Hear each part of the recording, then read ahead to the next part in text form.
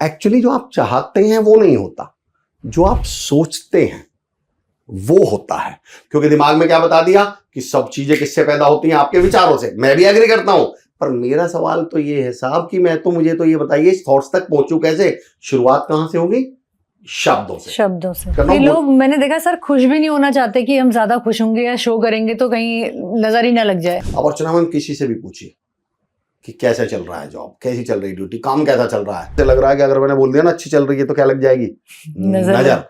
तो ये शब्द आपकी जिंदगी के लिए क्या बन गया? मंत्र। ऊपर से भगवान क्या बोलते हैं? तथास्तु, इनका मंत्र सत्य सिद्ध करो, इन्हें परेशान रखो। चलिए हम लोगों ने बोल बोल के खुद को परेशान कर लिया। अगर आप वास्तव में जीवन में खुश रहना चाहते हैं, कुछ मत करिएगा, अपने खुशियों का परिचय करवाइए।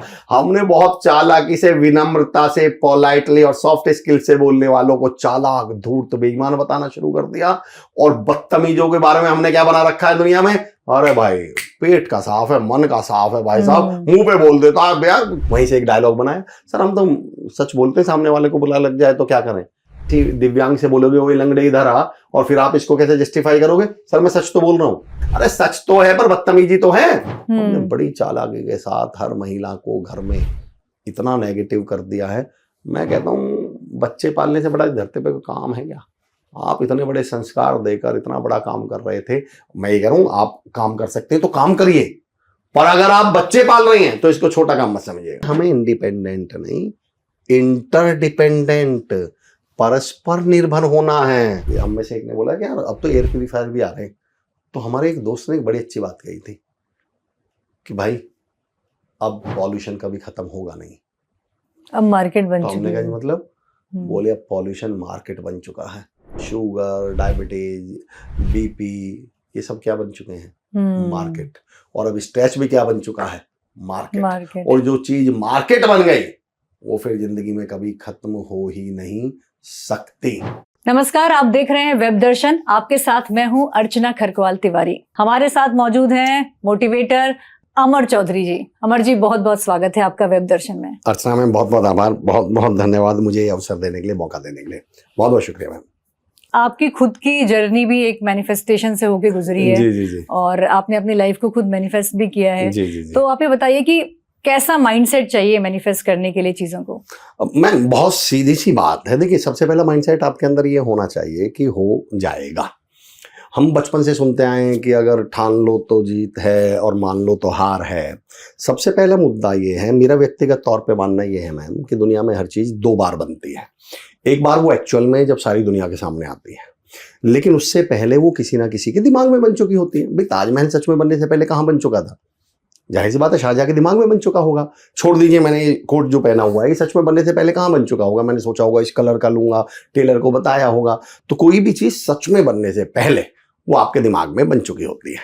अब अफसोस क्या है मैम, समस्या क्या है अर्चना मैम, जो मैंने नोटिस किया, जो मेरा ऑब्जर्वेशन वो मैं आपको बताता हूँ। सबसे पहले मैं एक सेशन में, मैं कॉर्पोरेट्स में सेशन लेता हूँ अमूमन लीडरशिप पर, मोटिवेशन पर। तो मैं एक सेशन में बात कर रहा था कि होगा वही जो आप सोचेंगे। तो एक साहब खड़े होकर बोले नहीं सर ऐसी बात तो नहीं है, मैं तो डॉक्टर बनना चाहता था लेकिन मैं तो नहीं बना। मैंने कहा एक्सक्यूज मी, शायद आपने मेरी बात गौर से नहीं सुनी। बोले जी मतलब? मैंने कहा मैंने ये नहीं कहा कि वो होगा जो आप चाहते हैं, मैंने ये कहा वो होगा जो आप सोचते हैं। बोले सर ये तो दोनों एक ही तो बात है। मैंने कहा नहीं, इन दोनों बातों में जमीन आसमान का अंतर है। अर्चना मैम कभी भी नोटिस कीजिएगा, हम चाहते बहुत बड़ा है, सोचते बहुत छोटा है। हम चाहते बहुत पॉजिटिव हैं, सोचते बहुत नेगेटिव है। सिद्ध करके बताता हूं मैं आपको। जब हम 9th 10th 12th क्लास में थे, हम चाहते क्या थे? फर्स्ट आ जाऊं, 90% मार्क्स आने चाहिए। और मैम सोच क्या रहे थे? भगवान पास करवा दे बस। हम चाहते बड़ा है, सोचते बहुत छोटा है। जब हम पहली जॉब के लिए निकले तो चाह क्या रहे थे? 50,000 की लगनी चाहिए। और सोच क्या रहे थे? 8,000 की भी लग जाएगी तो कर लूंगा। एक्चुअली जो आप चाहते हैं वो नहीं होता, जो आप सोचते हैं वो होता है। तो सबसे पहला मुद्दा तो ये है कि आप सोचते क्या हैं। लेकिन अर्चना मैम क्योंकि आपने जर्नी की बात करी है, तो इस जर्नी में एक पड़ाव पर जाकर मुझे ये समझ में आया कि ये जो सोचना है ये तो बालिग बच्चा है 18+ का, लेकिन ये 18 तक होने के लिए पहले इसका जन्म तो हो। अब ये जन्म कहां से हो? तो फिर मैंने शब्दों पे काम करना शुरू किया और तब मुझे समझ में आया कि समस्या केवल हमारे सोचने की नहीं है, आप छोड़िए, सोच तो हमारी जैसी है वैसी है, नेगेटिव है ही है। मैं कहता हूं उससे ज्यादा तो हमारे शब्द नेगेटिव हैं। कैसे? आप कभी नोटिस करके देखिएगा, हम नेगेटिव सोच रहे हैं, समझ में आया, पर कम से कम नेगेटिव बोलिए तो मत। पर हमारी तो सोच तो नेगेटिव है ही है, शब्द उससे भी ज्यादा नेगेटिव है। सिद्ध करके बताता हूं। हमारा कोई दोस्त कॉल करके या कोई जानने वाला कॉल करके हमसे बोल दे, यार अमर भाई 5,000 रुपए की जरूरत थी। अब अर्चना मैम, इसको अगर मुझे मना भी करना है तो मेरे पे एक साधारण सा जवाब क्या था, मेरे पास पैसे नहीं है। पर हम तो भाई हिंदी फिल्म में देखने वाले लोग, डायलॉग बाज लोग, हम इस सिंपल सी बात को क्या बोलते हैं, अरे यार यहाँ जहर खाने के पैसे नहीं है, तुझे पैसे की पड़ी हुई है। नॉर्मल भी तो मना कर सकते थे, पर करेंगे नहीं। हमसे अभी कोई बोलते यार गाजियाबाद तक चल रहे हैं, तो हम ये नहीं बोलते मेरे पास टाइम नहीं। हमारा डायलॉग क्या है, अरे यार मरने की फुर्सत नहीं है, तुझे वहां जाने की पड़ी हुई है। और मैं कहता हूँ ये सारी बातें भगवान सुनता है। फिर भगवान चित्रगुप्त से बोलता है भाई इस आदमी का नाम लिख ले। फिर भगवान कहता है कि इसको कभी भी दो चीजें मत दे देना, ना समय और ना पैसा। क्यों? क्योंकि भगवान को लगता है पैसे आते ही ये जहर खा लेगा, क्योंकि इसकी तो प्रायोरिटी में ही सबसे पहले क्या है, जहर खाना। और फुर्सत मिलते ही ये क्या करेगा, मर जाएगा। तो भगवान ऊपर लिखवा देते हैं कि इस आदमी को ना कभी पैसे देना ना फुर्सत देना। मैं लोगों से ये अपील करता हूँ अर्चना मैम कि अगर आप नेगेटिव सोच भी रहे हैं, देखिए मेरा व्यक्तिगत तौर पे ये मानना है मैम, मेरा व्यक्तिगत तौर पर ये मानना है कि जब आप किसी को गाइड करें या जब आप किसी को काउंसिल करें या आप किसी को समझाएं, तो मंजिल तो हम सब जानते हैं, पर लड़ाई किस चीज की है, रास्ते की। 90% लोग मैम बदलाव भी इसलिए नहीं ला पाए। अच्छा आप मुझे बताइए कि जब भी किसी ने किसी से बदलाव की बात की है तो कहां से बदलने के लिए बोला है, बाहर से या अंदर से? कहां से बदलाव तो पहले अंदर से होना चाहिए। और अर्चना मैम ये दुनिया का सबसे बड़ा झूठ है, संभव ही नहीं है। मैं ये नहीं कह रहा कि वो गलत बोल रहे थे, मैं ये कह रहा हूं कि वो उसको, अब इसको समझिए मैं कहना क्या चाह रहा हूं। मेरा व्यक्तिगत तौर पे ये मानना है Archana ma'am, changes come inside not from inside. इस स्टेटमेंट को समझिएगा, changes come inside not from inside. जी अर्चना मैम, अगर मैं आपसे कहूं इस हॉल को और ब्यूटीफाई करिए, और बेहतर बनाइए, और सुंदर बनाइए, क्या करेंगे आप बताइए? आई थिंक इसके बैकग्राउंड में कुछ चेंजेस कर दूंगी मैं। जैसे एक दो चीज क्या चेंज करेंगे बताइए जरा। अच्छे कुछ ग्रीन इसमें पॉट लगा दूंगी। कहाँ से आएगा पॉट? बाहर से ही आएगा जी। और क्या करेंगे आप? अच्छी लाइट्स लगा दूंगी। कहाँ से आएगी लाइट? बाहर से आएगी। आप पर्दे बदलेंगे, कहाँ से आएंगे? आप माइक बदलेंगे, कहाँ से आएंगे? मैं अर्चना मैम ये कहता हूँ, changes come inside not from inside. बदलाव अंदर आते हैं, अंदर से नहीं आते। पर हमने सबको क्या सिखा रखा है, अंदर से बदलिए। अब चाहने के बावजूद भी सामने वाला बदल नहीं पा रहा। वो चाह तो रहा है पर उसको समझ में नहीं आ रहा मैं शुरुआत कहां से करूं। देखिए डॉक्टर का दो काम है। देखिए आप समझिए, जब हम किसी को कंसल्ट करते हैं, गाइड करते हैं, डॉक्टर का काम सामने वाले को सिर्फ ये बताना नहीं है, अरे यार नहीं ऐसी चीजें नहीं खाते हैं या अनहेल्दी चीजें नहीं खाते, बिल्कुल ठीक है, पर फिलहाल दवाई भी तो दीजिए। इतना तो ठीक है कि हमने उसे समझा दिया अनहेल्दी मत खाइए, फास्ट फूड मत खाइए, बिल्कुल सही है, मैं मना नहीं कर रहा, पर पहली शर्त ये फिलहाल दवाई भी तो दीजिए। ये चीज तो उसके बाद काम करेगी ना। तो मैं कह रहा हूं जब हमारे पास एक नेगेटिव व्यक्ति आया, परेशान व्यक्ति आया, तनावग्रस्त व्यक्ति आया, तो शुरुआत में ही अगर हमने उनसे कह दिया कि अंदर से बदलिए, अब इतना ही आसान अंदर से बदलना बहुत कठिन काम, इसीलिए मैं माफी के साथ एक उदाहरण देता हूं। आज से 14-15 साल, नाम नहीं लूंगा, एक कॉलम आया करता था मनोचिकित्सक का, और उसमें एक माँ ने एक सवाल पूछा, मेरा बेटा बड़ा जिद्दी है, सुनता नहीं है, क्या करूं? जवाब सुनिए, अपने बच्चे को प्यार से समझाएं। ये जवाब था।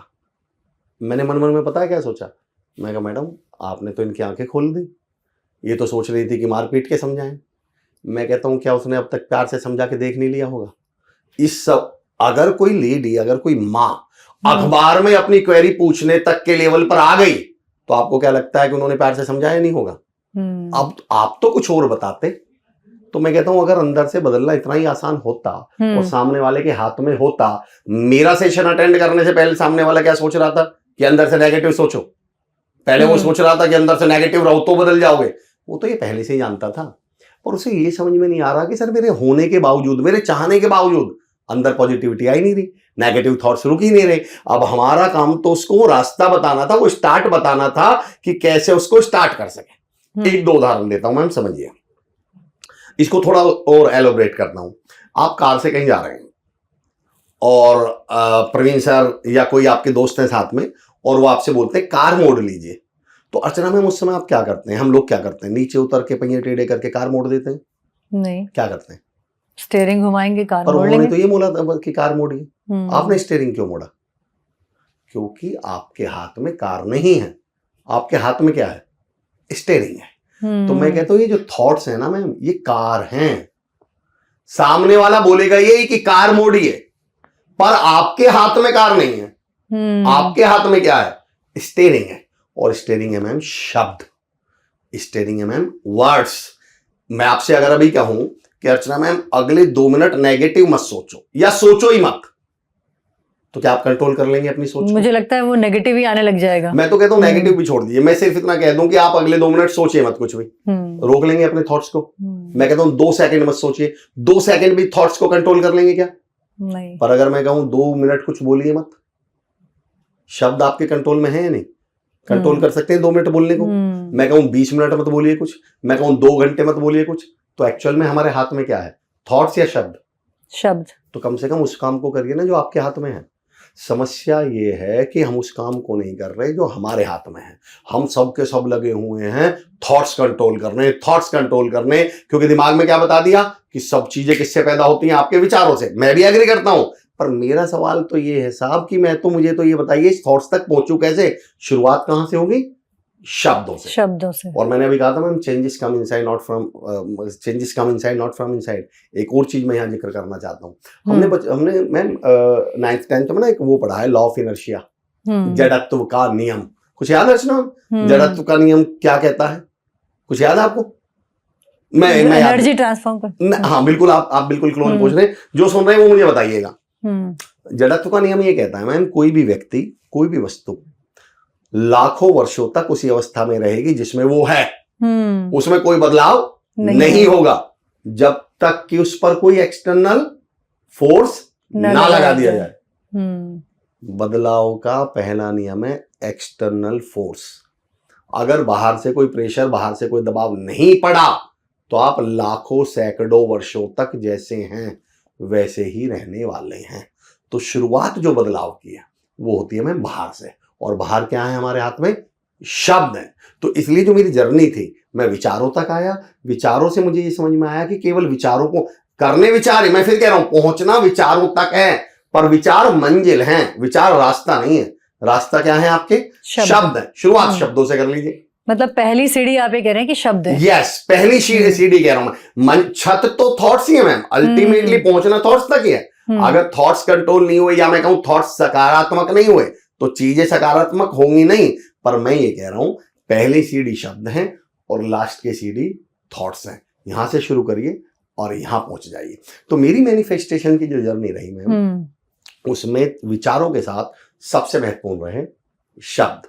आपको एक कमाल का एक्सपीरियंस बताता हूँ, कमाल का एक वो बताता हूँ। मेरा एक पॉडकास्ट था, उस पॉडकास्ट में मैंने ये बोल दिया कि आप जो भी मैनिफेस्ट करना चाहते हैं उसे लिखें और बोलें जरूर। मन से कोई भी मैनिफेस्टेशन नहीं होता। तो इसमें मैंने एग्जांपल क्या दिया कि आपको अपने बॉस से छुट्टी चाहिए, तो आप उनको क्या देंगे? एप्लीकेशन। और अर्चना में एप्लीकेशन या तो लिख कर दी जाती है और या फिर बोल कर दी जाएगी। ऐसा थोड़ी मैं मन में सोच लूं जी मुझे छुट्टी चाहिए और बॉस छुट्टी दे देंगे। तो मैंने कहा भाई अगर आप चाहते हैं कि आपके बॉस तक आपकी बात पहुंचे तो या तो लिख कर दीजिए और या फिर बोल कर दीजिए। इस पे एक साहब ने कमेंट लिखा नीचे कि अमर जी ये सारी बातें मनुष्यों के लिए तो ठीक है, पर मैनिफेस्ट तो हम किससे करते हैं? भगवान से करते हैं, ईश्वर से करते हैं, भाई सुपर पावर से करते हैं। बोले वो तो मन की बात ही जान लेते हैं। अब मैंने वहां तो कोई जवाब दिया नहीं, क्योंकि मैं ये मानता हूं कि भाई बहुत सारे कमेंट इसलिए नहीं पूछे जाते कि उन्हें जवाब चाहिए, वो तो इसलिए पूछे जाते हैं उलझाने के लिए। देखो मैंने तो ये करा, लेकिन अब मैं उसका जवाब देता हूँ। मैंने फिर उसको मैंने कहीं पर जवाब दिया, चलिए बात निकली है तो मैं जवाब देता हूँ। शब्दों की ताकत बताता हूँ मैम। तो मैंने कहा था आप सुनिए, आप बिल्कुल सही कह रहे हैं, पर मेरा एक सवाल है। आपने धार्मिक सीरियल भी बहुत देखे मैम, हमने धार्मिक पुस्तकें भी बहुत पढ़ी और बहुत कहानियां किससे सुने हैं। मन में आदमी तपस्या करता है 5 साल 10 साल 15 साल, मन में भगवान उसकी तपस्या से क्या हो जाते हैं? फिर प्रसन्न हो जाते हैं। और प्रसन्न होकर क्या हो जाते हैं? वो प्रकट। और प्रकट होकर भगवान पहली लाइन क्या बोलते हैं? क्या मांगो जो मांगना है। क्या समझे? भगवान कहते हैं सुनो भाई, तुम्हारे मन में तपस्या करने से प्रकट तो हो जाऊंगा, पर दूंगा तभी जब मुंह खोल के मांगोगे। बिना बोले दूंगा कुछ नहीं। तो आप अगर सिर्फ ये चाहते हो भगवान प्रकट हो जाएंगे मन मन से। पर अगर आप ये चाहते हो कि वो चीज मिल भी जाए, मैनिफेस्टेशन क्यों कर रहे थे आप? ताकि वो चीज आपको मिले। तो अल्टीमेटली उसको बोलना तो पड़ेगा, शब्दों पर काम तो करना पड़ेगा। और मुझसे तो कोई अगर पूछे अर्चना मैम, तो मैं तो इतना तक भी कहता हूं कि आपके शब्द ही भगवान है। और मैं सिद्ध करता हूं, कभी ईश्वर शब्द पर गौर करिएगा। ईश्वर शब्द का संधि विच्छेद क्या है मैम? ईश प्लस स्वर, आपके द्वारा बोले गए स्वर यानी शब्द ही आपके ईश्वर है, भगवान है। तो मैं तो ये चाहता हूं, जैसे आप दुनिया के निर्माण करना चाहते हैं, बल्कि दुनिया को इंग्लिश में क्या बोलते हैं मैम? वर्ल्ड। और इसमें से केवल एल हटाइए तो क्या शब्द बना? वर्ड। एक्चुअली अगर गौर करें, मैंने शब्दों पे थोड़ा बहुत काम करने की कोशिश की, हर शब्द अपने मायने बताता है मैम। अगर आप गौर करें ना आज के बाद, हर शब्द अपना मायना खुद बताता है। Actually I am into business coaching, तो मैं बिजनेस कोचिंग में एक लाइन बोलता हूँ, मैंने कुछ मत करो, तुम तो शब्दों पे ही गौर कर लो। हम क्या कर रहे हैं बिजनेस को, मैंने कहा हिंदी में क्या बोलते हैं, वहां कई बार ऐसा लगता है सर इन्वेस्टमेंट करना पड़ेगा, खर्चा करना पड़ेगा। मैंने कहा बिल्कुल करना पड़ेगा, क्यों नहीं करना पड़ेगा। मैंने कहा आप लोग क्या कर रहे हो? बोले जी बिजनेस। मैंने कहा हिंदी क्या है इसकी? बोले जी व्यवसाय। तो मैंने कहा जरा इस शब्द पे गौर करिएगा, व्यवसाय। व्यवसाय शब्द कहता है व्यय से आय। व्यय मतलब खर्चा, पहले खर्च करोगे, इन्वेस्ट करोगे, तब क्या होने वाली है उससे? तब इनकम होने वाली है। तो व्यवसाय, व्यापार, व्यय से पार, खर्च करोगे तो पार उतरोगे, खर्च करोगे तो व्यापार में कामयाबी मिलने वाली है। हर शब्द अपने मायने खुद ब खुद बता देता है। तो जब आप किसी भी चीज पर काम कर रहे हो तो शब्दों पर तो काम करना ही पड़ेगा, मेरा व्यक्तिगत तौर पर ये मानना है। तो वैसे भी हम भी कई बार घरों में सुनते हैं ना कि कुछ मत बोलो, मुंह में सरस्वती बैठी होगी अभी। कई बार कहते हैं ना कि ऐसा मत बोलो, नहीं बोलना चाहिए, गलत शब्द मत बोले। हाँ। देखिए मैं तो ये कहता हूं कि अच्छा, इसमें दूसरा पॉइंट भी है मेरा। मैं तो कहता हूं कि कुछ ना बोलने से ज्यादा अच्छा है पॉजिटिव बोलो, पवित्र बोलो, पावरफुल बोलो। अच्छा, एक बड़ा अच्छा मैम, अर्चना मैम, आपने मुझे एक बड़ा अच्छा टॉपिक याद दिला दिया। अब मैं इसके पीछे की रीजनिंग बताता हूँ, हम ऐसा करते क्यों नहीं। मैम पिछले 6-7-8 महीने से मैं एक टॉपिक पर बहुत काम कर रहा हूँ। हालांकि मैं 2-3 पॉडकास्ट में उसको शेयर कर चुका हूँ, पर मैं इस पॉडकास्ट में एक तो आपकी कमाल, मैंने आपका पॉडकास्ट जो लहजा है, जिस डेप्थ के साथ आप सुन रहे हैं, बहुत कम ऐसा होता है कि सामने वाला आपको सुनने वाला मिल जाए। मैं आज तो आपको सुनने ही आई हूं, मैं चाहती हूं कि आपको सुन रहे हैं। लेकिन मैं आपको एक उसी टॉपिक को मैं चाहता हूं कि वो ज्यादा लोगों तक पहुंचे, हमारी ऑडियंस तक भी पहुंचे। उस टॉपिक को मैंने नाम दिया है ट्रैपिंग। टॉपिक का नाम क्या मैम? ट्रैपिंग, साजिश। इतना सब कुछ होने के बावजूद भी हम बोलते क्यों नहीं फिर पॉजिटिव? क्या दिक्कत है इसमें? कोई पैसा लगता है क्या? कोई क्वालिफिकेशन चाहिए क्या? या कोई फैमिली बैकग्राउंड चाहिए? आप कमाल की बात, आपको कभी आश्चर्य नहीं हुआ यार इसमें पैसा इसमें नहीं लगता, क्वालिफिकेशन इसमें नहीं चाहिए, पढ़ाई लिखाई इसमें नहीं चाहिए, फिर आदमी पॉजिटिव बोल क्यों नहीं लेता? एक्चुअली बड़ी चालाकी के साथ इस दुनिया में उन तमाम चीजों के प्रति जो हमारी जिंदगी को, हमारे जीवन को बदलने की ताकत रखती हैं, हमें बड़ी चालाकी के साथ उनके लिए नेगेटिव कर दिया गया ताकि हम सच में बदल ना जाएं। और उनमें से बोलना भी एक है। आपने अर्चना मैम ये डायलॉग सुना है? अरे बोलने से क्या होता है, ये तो सब बोलने की बात है। ऐसी लाइन सुनिए। अरे सुना है। हाँ। बोलने से थोड़ी कुछ होता है। एक्चुअली इन लोगों को मालूम था इस दुनिया में जो कुछ होता है बोलने से होता है। इन्होंने बड़ी चालाकी से हम लोगों को क्या कर दिया? बोलने के प्रति नेगेटिव कर दिया। अरे बोलने से कुछ नहीं होता। मैं 2 उदाहरण देता हूँ। मैं एक सेशन ले रहा था, तो मैंने कहा पॉजिटिव बोलो, पवित्र बोलो, पावरफुल बोलो। एक साहब खड़े होके बोले, अरे सर ये तो सब बोलने की बात है, बोलने से क्या होता है? मैंने कहा और भाई नालायक बदतमीज क्या हाल है तुम्हारे? बोले ये क्या बदतमीज, आपने मुझे ऐसा कैसे बोल दिया? मैंने कहा भाई साहब बोला ही तो है, आप ही कह रहे थे कि बोलने से क्या होता है। और चलो मैं अजीबोगरीब बात देखिए, इस दुनिया में जितनी भी लड़ाई झगड़े, पति पत्नी का झगड़ा बोलचाल बंद है क्यों? पत्नी ने ऐसा बोल दिया था, पति ने ऐसा बोल दिया था। रिश्तेदारों के यहाँ जाना बंद है क्यों? रिश्तेदार ने ऐसा बोल दिया था। बॉस से क्यों नहीं बनती? बॉस ने ऐसा बोल दिया था। हम पूरी दुनिया से इस बात पर नाराज या गुस्से में चल रहे हैं कि उसने ऐसा बोल दिया था, और फिर हम डायलॉगबाजी क्या कर रहे हैं कि बोलने से कुछ नहीं होता। एक मैं पॉडकास्ट ले रहा था, तो जो होस्ट थे सुरेश सर थे। सुरेश सर ने बोला कि अमर जी जैसी बात आप कर रहे हो तो कोई अभी कमेंट में लिख देगा, अरे सर बोलना बहुत आसान है, जब करके दिखाओगे तब पता चलेगा। मैंने कहा सर इसको फिर से रिपीट करिए। बोले कोई भी अभी लिख देगा बोलना बहुत आसान है। तो मैंने कहा सर मैं तो यही कह रहा हूँ कि आसान काम कर लो। अगर बोलना बहुत आसान है तो आप बोल के दिखाइए ना पॉजिटिव। अगर बोलना बहुत आसान है तो बोल के दिखाइए ना पावरफुल।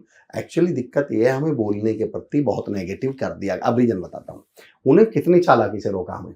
एक बात बताइए मुझे अर्चना मैम, अगर हम पॉजिटिव बोलें, सकारात्मक बोलें, पावरफुल बोलें, प्योर बोलें, तो हमारे जीवन के खुशहाल होने की चांसेस ज्यादा है या नहीं? बिल्कुल। रिलेशनशिप कैसी होंगी हमारी? अच्छे हो जाएंगे। टीम्स कैसा काम करेंगे हमारे लिए? बेहतर। टीम और बॉस की कैसी बनेगी आपस में?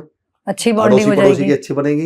इन्होंने इतनी चालाकी से हमको बोलने से रोका है। आपने कभी नोटिस कीजिएगा, हम पॉजिटिव ना बोलने लगे, हम पावरफुल ना बोलने लगे, तो इन्होंने हमारे दिमाग में क्या बैठा दिया कि अगर तुम्हारे साथ कुछ भी अच्छा हो तो किसी को बताना मत, वरना क्या लग जाएगी? नजर लग जाएगी। ये तो बहुत ही कॉमन चीज है। एक्चुअली अर्चना मैम, इनको मालूम था कि अगर ये एक दूसरे से पॉजिटिव बोलेंगे, परिवार में खुश रहेंगे, अपने एम्प्लॉय के साथ, अपने टीममेट्स के साथ, अपने क्लास दुनिया। मैं तो कॉर्पोरेट ट्रेनर हूँ मैम, हमारे पास सेशन ही किस बात के आते हैं कि बोले सर आपस में कोऑर्डिनेशन नहीं है, टीम बिल्डिंग नहीं है, आपस में इनमें लीडरशिप नहीं है, इनमें आपस में पॉलिटिक्स बहुत चलती है। वो कहाँ से पैदा हुई? एक्चुअली वो आई कहाँ से? सबने एक दूसरे के प्रति बोलने के लिए क्या कर रखा है? नेगेटिव। किसी को आपके साथ कुछ अच्छा हो तो बोलिएगा मत, वरना क्या लग जाएगी? नजर। दो उदाहरण दे रहा हूं मैं। अच्छा, हम दो चीजें अलग अलग कनेक्ट करना। लोग मैंने देखा सर खुश भी नहीं होना चाहते कि हम ज्यादा खुश होंगे या शो करेंगे तो कहीं नजर ही ना लग जाए। अब मैं आऊंगा उस पॉइंट पे, इस पे भी आऊंगा मैं, इस पॉइंट पे भी मैं आऊंगा। जो पहला हम पॉइंट जिक्र कर रहे हैं कि क्यों रोका उन्होंने हमें कि अगर कुछ पॉजिटिव बोले तो क्या लग जाएगी? नजर। अब अर्चना मैम किसी से भी पूछिए कि कैसे चल रहा है जॉब, कैसी चल रही ड्यूटी, काम कैसा चल रहा है, मैं गारंटी देता हूं मैम उसकी जिंदगी में इतना तनाव है नहीं जितना वो आपको बताएगा। वो छूटते ही क्या बोलेगा? अरे यार बस क्या बताऊं, बहुत परेशान है यार, दिमाग खराब हो रखा है यार, जॉब तो बड़ी टफ चल रही है। उसे लग रहा है कि अगर मैंने बोल दिया ना अच्छी चल रही है तो क्या लग जाएगी? नजर। अब वो साहब एक बात भूल गए, देखो इन्होंने कितनी चालाकी से टैपिंग करी है। अब वो साहब एक बात भूल गए। मैं अक्सर इस बात को जिक्र करता हूँ और खासतौर से मैं इस पॉडकास्ट को लाना भी टैपिंग पे ही चाह रहा हूँ मैम। एक चीज होती है मंत्र। मंत्र का मतलब क्या होता है? अगर कोई आपको कोई मंत्र सजेस्ट करे तो वो कम से कम कितनी बार बोलने के लिए, कितनी बार रिपीट करने के लिए बोलेंगे? 108 या ऐसे कहा जाता है। मेरा सवाल है अर्चना, अगर वो मंत्र है तो सिर्फ एक बार में मंत्र क्यों नहीं है? अगर ये घड़ी है तो क्या मैं इस घड़ी को 108 घड़ियों के पास रखूं तब जाके घड़ी कहलाएगी? नहीं। मैं अपने मोबाइल को 108 मोबाइल्स के पास रखूं तब जाके वो मोबाइल कहलाएगा? नहीं। तो मंत्र 108 बोलने पर ही, 108 बार बोलने पर ही मंत्र क्यों है? वो चार्ज हो जाता है कहते हैं। हाँ, वो सिंगल बार बोलने पर मंत्र क्यों नहीं है? एक्चुअली केवल एक बार बोलने पर वो एक साधारण शब्द है। लेकिन किसी भी साधारण शब्द या किसी भी शब्द को बार बार बार बार बार बार जब हम बोलते हैं तो एक शब्द होता है अभिमंत्रित, जिसको आप चार्ज होना बोल रहे हैं, जान डाल देना, वो क्या हो जाता है? अभिमंत्रित। अब वो क्या हो गया? जिंदा। अब उसमें क्या पड़ गई? जान। और अगर वो एक बार अभिमंत्रित हो गया तो अब उसे सत्य सिद्ध होने से कोई नहीं रोक सकता।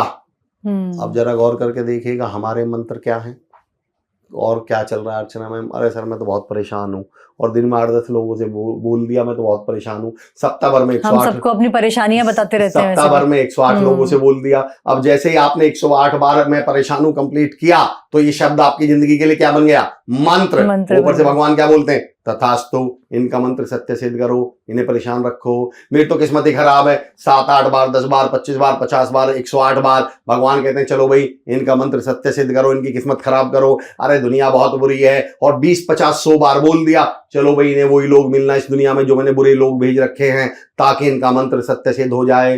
राहत इंदौरी साहब का एक शेर है मैम कि एक कश्ती तेरा मुकद्दर चमकदार कर दिया, इस पार के थपेड़ों ने उस पार कर दिया, और अफवाह थी कि मेरी तबीयत खराब है, लोगों ने बोल बोल के बीमार कर दिया। एक्चुअली हम लोगों ने बोल बोल के खुद को परेशान कर लिया, बोल बोल के खुद की किस्मत खराब कर ली, बोल बोल के खुद को नेगेटिव कर लिया और बाद में पता है लोगों से हम क्या बोलते हैं? देख ले मैं कह रहा हूं ना, तो मेरी तो किस्मत ही खराब है। अरे भाई साहब बिल्कुल, पर ये आपकी मेहनत का नतीजा है, ये खराब थी नहीं, आपने इसको अपना क्या बना लिया? मंत्र।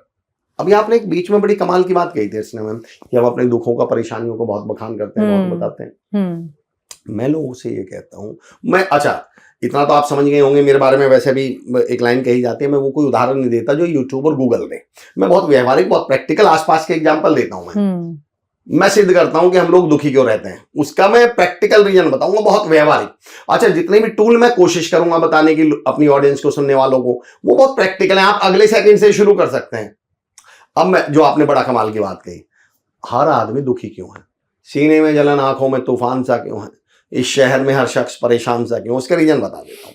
अच्छा ना, मैं, मुझे बताइए, आपके दो दोस्त हैं, एक के घर जब आप जाती हैं तो वो आपके बारे में बात करता है बहुत देर तक, आपसे बातें करता है, और अड़ोस पड़ोस वालों से भी मिलवाता है। अरे मेरी फ्रेंड आई है, मेरी दोस्त आई है, मेरी बुआ की लड़की आई है, कोई भी, अर्चना आई है, और दो चार से तो फोन पे भी बात कर देता है, ले बात कर, अर्चना बैठी हुई है मेरे पास। आपकी बातें करता है, आपसे बातें करता है, सबको आपसे मिलवाता है, आपका परिचय करवाता है। और दूसरा दोस्त है जो ना आपकी बात करता, ना आपसे बात करता, ना आपका किसी से परिचय करवाता, ना इंट्रोड्यूस करवाता। आप किसके घर रुकना पसंद करेंगे? जो भाई मेरे से बात कर रहा है, मेरी दूसरों से बातें भी करा रहा है, अच्छा बोल रहा है मेरे लिए, आपका परिचय करवा रहा है सबसे। अब मेरा सवाल, हम 24 घंटे अपने दुखों का, परेशानियों का, दिक्कतों का लोगों से परिचय करवाते हैं, उनके बारे में बात करते हैं, या खुशियों का और सुखों का? 24 घंटे हम किसका परिचय करवा रहे हैं, किसकी बात कर रहे हैं हम? दुखों की, तकलीफों की, परेशानियों की। तो दुखों, तकलीफों और परेशानियों को क्या लगता है, यार बहन जी 24 घंटा मेरी बात करती हैं, मेरे बारे में बात करती हैं, मैं यहीं रह जाता कोई आ जाए सबसे मेरा परिचय करवाते हैं, मैं तो अर्चना बहन जी के घर ही रहूंगा। और दुख परमानेंट कहाँ डेरा डाल देंगे। और सुख क्या कहते हैं, यार ये अमर नाम का आदमी ना तो मेरे किसी से परिचय करवाता, ना मेरे बारे में बात करता, ना किसी को मेरे बारे में बताता। सुख कहते हैं हम इसके घर नहीं जाएंगे। मैं कहता हूं मैम, कुछ नहीं करना, कुछ भी नहीं करना।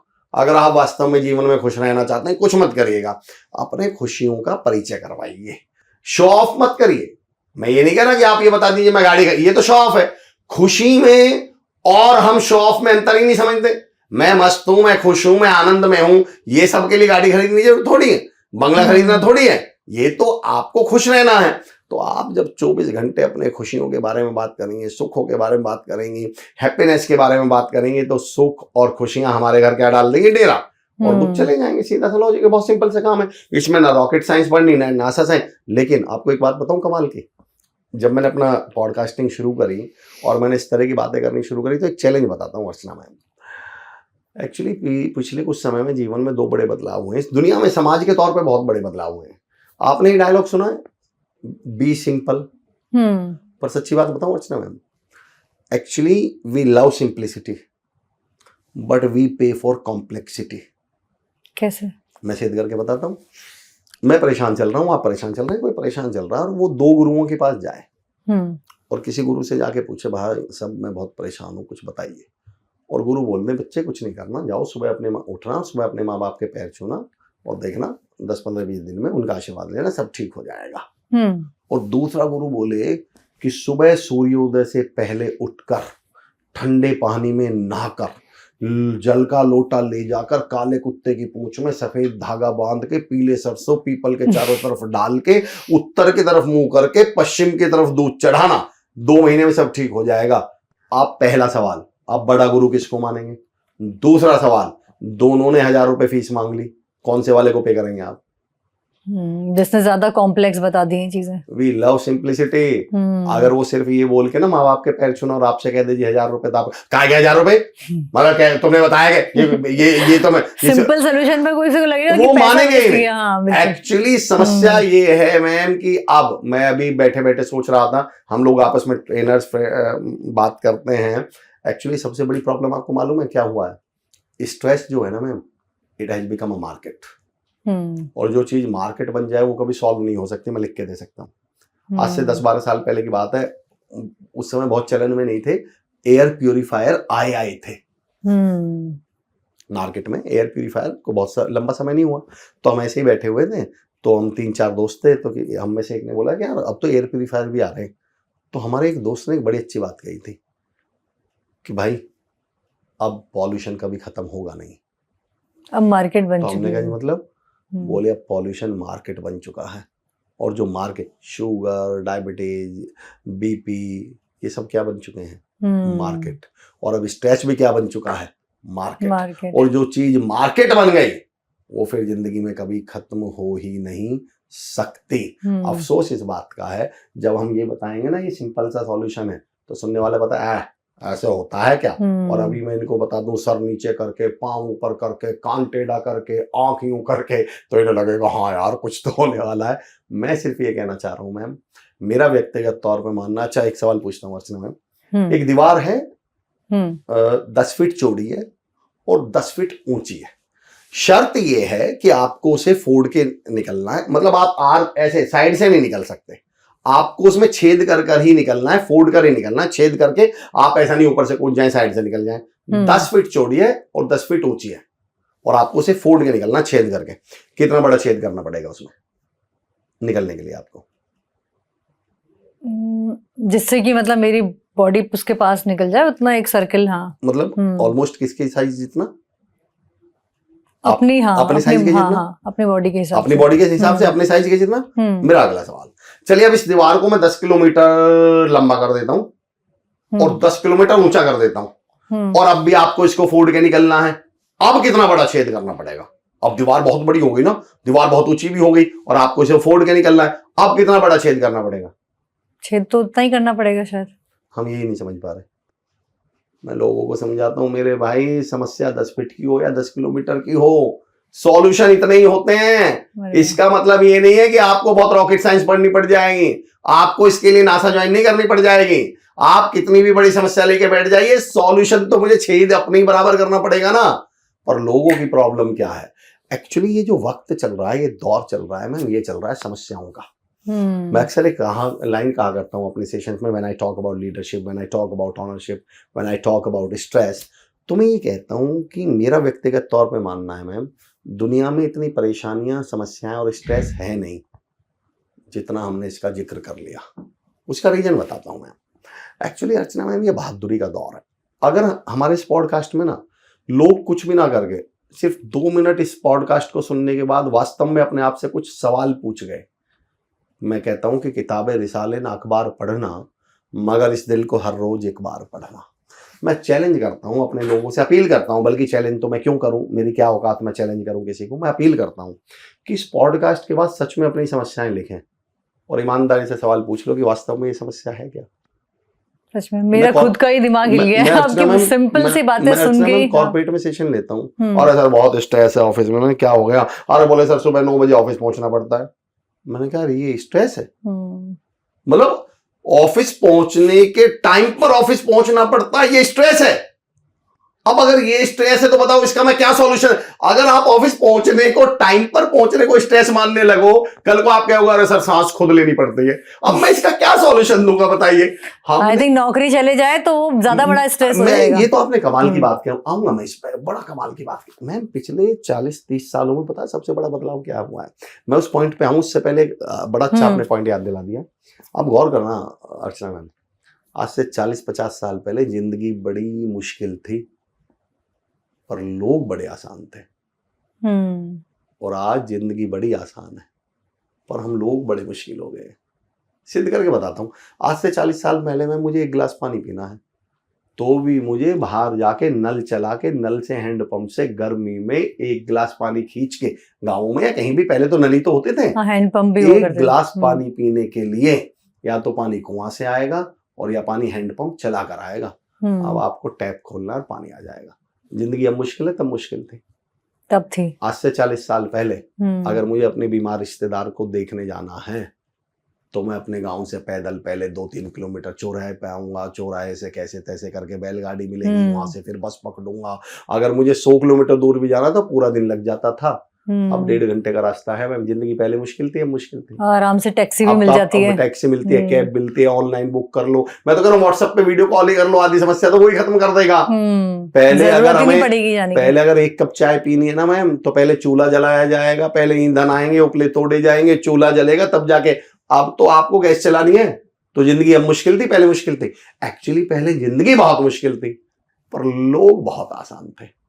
अब जिंदगी बहुत आसान है, सब कुछ आपके एक बटन पर है। और हमने इस जीवन को इतना कॉम्प्लेक्स बना लिया, इतना मुश्किल बना लिया। उसका रीजन बताता हूँ क्यों बना लिया। एक्चुअली हमारे दिमाग में एक बात बैठ गई है, जो जितना परेशान, जितना डिप्रेशन, जितना स्ट्रेस, जितना तनाव में, वो उतना ही जिम्मेदार है। मैं टैपिंग पे आ रहा हूँ मैम, उस पर पहले ये मुश्किल वाली बात बता दूं। तो मैं कह रहा था ये मुश्किल इतनी बना क्यों लिया हमने। एक्चुअली मैम मेरा व्यक्तिगत तौर पर मानना है कि सबको हीरो बनना है, सबको बहादुरी दिखा, सबको ये दिखाना मैं ये हूँ, मैं वो हूँ। अब मुझे बताइए अर्चना मैम, आपने कभी सुना है कोई एक राजा था वो बहुत बहादुर था पर वो कभी युद्ध नहीं जीता या उसने कभी युद्ध नहीं लड़ा? भाई बहादुर सिद्ध करने के लिए आपको क्या करना पड़ेगा? युद्ध जीतना पड़ेगा। और जीतने के लिए अर्चना मैम आपको क्या करना पड़ेगा? लड़ना पड़ेगा युद्ध। और युद्ध लड़ने के लिए कोई दुश्मन तो हो, दोस्त से कैसे लड़ूं? तो पहले हम दुश्मन पैदा करते हैं, फिर युद्ध लड़ते हैं, फिर दुनिया को बताते हैं हम क्या हैं, बहादुर हैं। पहले हम अपने जीवन में परेशानियां पैदा करते हैं। अब हमने ऑफिस जाने को ही क्या बना लिया? परेशानी। अरे बोले सब 3-3 बजे तक पीपीटी बनानी पड़ और आपका काम क्या था? आप अपने आप से एक्सपेक्ट क्या कर रहे थे? वो जो सैलरी मिल रही है वो किस चीज की मिल रही है? अगर मैं पॉडकास्ट में आकर घर जाकर ये बोलूं अरे यार नहीं तो बहुत प्रेशर है, क्या हुआ? अरे पॉडकास्ट में बोलना पड़ता है। अरे तो फिर मुझे पॉडकास्ट में बुलाया क्यों गया है? अब मैं बोलने को भी प्रेशर मान लूं, मैं बोलने को भी तनाव मान लूं, बोलने को भी स्ट्रेस मान लूं। एक्चुअली इतना परेशान था नहीं। आप समझिए, हमारे और आपके पापा जी के पास संघर्ष बताने के लिए था। आपने एक नोटिस करा है? अच्छा, मेरी बातें कहीं कहीं कहीं कहीं कहीं कहीं आपस में कनेक्ट होती रहेंगी। हमारे और आपके पापा जी के पास एक्चुअल में क्या था? और यार हमें तो पैदल स्कूल जाना पड़ता था। अब आजकल पैदल तो जाना नहीं पड़ता, हम लाइट लैंप में पढ़ा करते थे। अब तो आपके पास सारी सुविधाएं हैं। तो अब लोगों को ये समझ में नहीं आता हम संघर्ष बताएं कैसे। तो लोगों ने खामखा क्या डायलॉग, कोई रिश्तेदार नहीं चाहता, कोई दोस्त नहीं चाहता कि तुम कामयाब हो। मैंने कहा भाई साहब मेरा एक सवाल है। बोले जी क्या? मैंने कहा आप क्या बनना चाहते हो? मान लो आप यूपीएससी क्लियर करना चाहते हो, मान लो आप बहुत बड़ा स्टार्टअप शुरू करना चाहते हो, बोलो मान लो आपका पॉडकास्ट शुरू करना चाहते हो, मैं मान लेता हूं आप अपना कोई बिजनेस शुरू करना चाहते हो और आपका कोई रिश्तेदार नहीं चाहता कि आप आईएएस बन जाएं। तो मैंने कहा वो रिश्तेदार रोक कैसे लेगा, मैं ये जानना चाहता हूं। मान लिया वो नहीं चाहते कि तुम आईएएस बनो, पर मेरा सवाल ये है वो चाहते हुए भी रोकेंगे कैसे, वो बताओ मुझे। जैसे आप रात को सो के पढ़ोगे तो वो रात में नींद में आके तुम्हारे दिमाग में से जो पढ़ा है वो निकाल के भाग जाएंगे। यूपीएससी को लेटर लिख देंगे अमर चौधरी को एग्जाम मत देने देना, भारत सरकार पे दबाव डाल देंगे इस आदमी का चयन मत करना।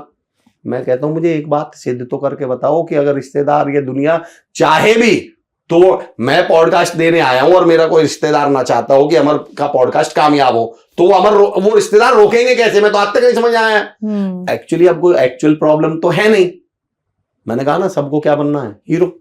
अब गौर करना जिस पॉइंट पे मैं लेके जाना चाह रहा हूं, क्योंकि हीरो के लिए कोई विलेन तो हो जब भी तो कोई हीरो बने। तो अर्चना मैम हिंदी फिल्में पे गौर करिए। अब मैं सिद्ध कर रहा हूं हमने समस्याएं पैदा करी है नहीं। हिंदी फिल्मों में हीरो दिखाना है तो कोई ना कोई विलेन तो हो, कोई प्रॉब्लम तो हो। तो हमारे यहां बताइए फिल्मों के ज्यादातर टॉपिक्स क्या होते हैं? भ्रष्टाचार दिखाया जाएगा, फिर हीरो उससे लड़ेगा, तो लड़ेगा तो क्या बन जाएगा, हीरो। भ्रष्टाचार हमारे यहाँ की समस्या है। नहीं तो क्या दिखाया जाएगा, आतंकवाद है जी, फिर हमारा हीरो लड़ेगा आतंकवाद से, आतंकवादियों से, क्या बन जाएगा, वो हीरो। नहीं तो गरीबी दिखाई जाएगी, हीरो क्या लड़ेगा गरीबी से। अब मेरा एक सवाल अर्चना मैम, क्या हॉलीवुड में बहुत ज्यादा करप्शन है? अमेरिका की बात करूं, हॉलीवुड की बात करूं तो वहां बहुत ज्यादा करप्शन है क्या? वहां बहुत ज्यादा गरीबी है क्या? वहां बहुत ज्यादा आतंकवाद है क्या? ना वहां गरीबी की समस्या बहुत ज्यादा, ना वहां आतंकवाद की समस्या बहुत ज्यादा, ना वहां करप्शन की बहुत ज्यादा समस्या, पर हीरो तो उन्हें भी बनाने हैं। तो अब गौर करना उन्होंने क्या किया, उन्होंने यार दूसरे ग्रह से एलियंस आएंगे और वो जो धरती पे कब्जा कर लेंगे और हीरो उससे लड़ रहा है। मैंने कहा बाबा कौन आ रहा है, कहां आ रहा है? आज तक लाखों वर्ष तो धरती को बने हुए हो गए, आज तक तो कब्जा किसी ने किया नहीं। एक्चुअली उन्हें भी तो हीरो बनाना है। एक्चुअल समस्या नहीं है तो समस्या क्या कर लो, क्रिएट कर लो। सोचा ये था वक्त मिला तो टूटी चीजें जोड़ेंगे, अब कोने में ढेर लगा है, सारा कमरा खाली है। और एक वर्ड है आतिशदान, आतिशदान बोलते हैं जिसमें हाथ तापते हैं सर्दियों में। सोचा ये था वक्त मिला तो टूटी चीजें जोड़ेंगे, अब कोने में ढेर लगा है, सारा कमरा खाली है, और बैठे बैठे फेंक दिया है आतिशदान में क्या क्या कुछ। मौसम इतना सर्द नहीं था जितनी आग जला ली है, इतनी प्रॉब्लम जिंदगी में थी नहीं, हमने खुद ही बना हमने पैदा कर ली। क्योंकि दुनिया को किससे भी तो सुनाने कहानी। मैं अपील करता हूं हर कामयाब व्यक्ति से अर्चना मैम हमेशा कि मेरे दोस्तों अपनी मेहनत को संघर्ष के नाम पे ग्लोरीफाई मत करिएगा। आप गौर करिए पिछले 10, 15, 20 सालों में सबसे बड़ी समस्या क्या हुई है, हर कामयाब आदमी अपनी मेहनत को संघर्ष के नाम पे बाद में ऐसे ग्लोरीफाई करता है। अभी नवरात्रों के दिन चल रहे हैं, जब आप कामयाब हो जाते हैं ना, आदमी बड़ा बन जाता है, तो नवरात्रों के व्रत को भी बाद में पता क्या बताएं, 9 दिन बिना कुछ खाए काम करता था मैं कहा भाई साहब उन्हें व्रत बोलते हैं और ये आप नहीं कर रहे, पूरी दुनिया कर रही है, आधा हिंदुस्तान क्या 90% कर रहे हैं। तो मैंने कहा इसे भी अब संघर्ष में गिन दोगे क्या? मैं, आप समझिए, मैं मतलब ये एग्जांपल इसलिए 2-3 बार कोट कर चुका हूं पॉडकास्ट में, लेकिन फिर भी देता हूं मैं आपको मैं 5-7 सेलिब्रिटीज को सुन रहा था, और जब मैं बोले ये शाहरुख खान साहब बोले, जब मैं घर से निकला था मैं तो बड़े गरीब, शाहरुख खान को हम ये सुनते आए थे बहुत गरीब परिवार से, बाद में पता चला मम्मी इंदिरा गांधी की दोस्त है। पापा जी ने 10वें बर्थडे पर शाहरुख खान के कैमरा गिफ्ट किया था। आज से 50 साल पहले किसके पापा जी बर्थडे पे कैमरा गिफ्ट कर पा रहे थे? अक्षय कुमार का मैं सुनता आया था, बोले जी ये तो वेटर थे।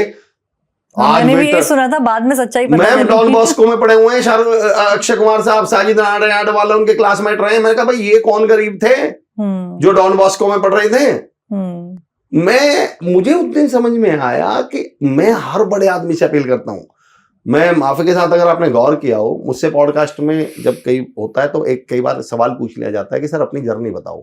मैं रिक्वेस्ट करता हूं उनसे, ना तो पहले अभी मेरी इतनी बड़ी जर्नी है, और मैंने कहा सर मेरी एक रिक्वेस्ट है, उस जर्नी के नाम पे संघर्ष मत सुनवाइए खामा खा के, क्योंकि उतने संघर्ष हमने, लेकिन हमारी जो मेंटेलिटी में, देखो मानसिकता क्या है, सच्चाई ये भी है मैम, शायद उससे लोग मोटिवेट भी होते हैं। मोटिवेट नहीं मैम, एक्चुअली अगर आपने संघर्ष नहीं सुनाया तो वो आपको कामयाबी नहीं मानेंगे। हमारे यहाँ सबसे बड़ी प्रॉब्लम ये है कि अगर आपने संघर्ष ही नहीं सुनाए तो फिर आप संघर्षों को, मतलब आई वुड से क्या किया जाता है, ग्लोरीफाई कहिए, अतिशोक्ति अलंकार के द्वारा प्रस्तुत किया। मैं ये नहीं कह रहा मेहनत, उसका बखान किया जाता है। मेहनत के बिना कामयाबी नहीं है अर्चना में, मेहनत के बिना कामयाबी है ही नहीं। पर मेरा सिर्फ ये कहना है कि इतना मुश्किल चुनौतियां, इतनी परेशानियां, इतनी दिक्कतें जिंदगी में है नहीं जितनी हमने पैदा कर रखी हैं। तो मैं लोगों से अपील करता हूं इस पॉडकास्ट के माध्यम से कि सच में आप एक पेपर ले लो और अपनी प्रॉब्लम्स लिखो, और उसके सामने टिक मारना शुरू करो, ये सच में प्रॉब्लम है क्या? ऑफिस टाइम पे पहुंचना प्रॉब्लम है क्या? अरे यार क्लाइंट के रात को 11-11 बजे फोन आ जाते हैं, ये प्रॉब्लम है क्या? मैंने अपना करियर स्पोकन इंग्लिश टीचर के तौर पे शुरू किया था मैम। तो जहाँ मैं पढ़ाता था वहाँ जो जिनके साथ मैं काम करता था, जो मेरे पार्टनर थे, तो मैं संडे को भी बच्चों को बुला लिया करता था। तो आपने एक बड़ी कमाल की बात कही थी, उससे कनेक्ट करता हूँ। मैं संडे को भी बच्चों को बुला लिया करता था। तो एक दिन वो मुझसे बोले कि सर संडे को मत बुलाया करो बच्चों को। मैंने कहा जी क्यों? बोले सर संडे को वो ऑफिस बॉय आता नहीं है, और ये बारिश या ऐसा मौसम रहता है तो सारा फर्श वगैरह गंदा हो जाता है, फिर बड़ी दिक्कत होती है, आप इन बच्चों को संडे मत बुलाया करो। मैंने कहा जी मैं तो अगले संडे से बंद कर दूंगा, बस मेरी आपसे एक रिक्वेस्ट है। बोले जी क्या? मैंने कहा एक बार उनके इंस्टीट्यूट पे घूम के आ जाओ जिनके फर्श साफ पड़े हुए हैं। मैंने कहा समझ में आ जाएगा। मैंने कहा जिस दिन ये फर्श गंदे हो रहे हैं ना सर, तब तक ये हमारा काम चल रहा है। लोग आने बंद हो जाएंगे तो साफ ही हो जाएगा। फर्श साफ होने लग गए, रहने लग गए ना, परेशान हो जाओगे। कमाल की बात कही है। मैं कहता हूँ मैम सर हम काम से अभी आपने एक बड़ी कमाल की बात कही थी स्ट्रेस के ऊपर। मुझे गवर्नमेंट डिपार्टमेंट में भी काम करने का मौका मिलता है सर, ट्रेनिंग देने में। बड़े बड़े कॉर्पोरेट्स के सीनियर लीडर्स को मैं ट्रेन करता हूँ, पुलिस डिपार्टमेंट के सीनियर ऑफिसर्स को मैं ट्रेन करता हूँ। और मैं एक चर्चा के दौरान बड़ा कमाल का एक अनुभव बताता हूँ। मैं एक सेशन ले रहा था, तो एक साहब बोले सर डिपार्टमेंट तो हमारा बहुत अच्छा है, पर इसमें प्रेशर बहुत है, इसमें स्ट्रेस बहुत है। मैंने अर्चना में उनसे 2 सवाल पूछे, और मैं हर व्यक्ति से पूछना चाहता हूँ इस बात को। बोले जी इसमें स्ट्रेस बहुत है, प्रेशर बहुत है। मैंने कहा सर मेरा एक सवाल है। बोले जी क्या? मैंने कहा इस डिपार्टमेंट में प्रेशर बहुत है, स्ट्रेस बहुत है, इस ब्रह्म ज्ञान की प्राप्ति आपको ज्वाइनिंग के बाद हुई थी क्या?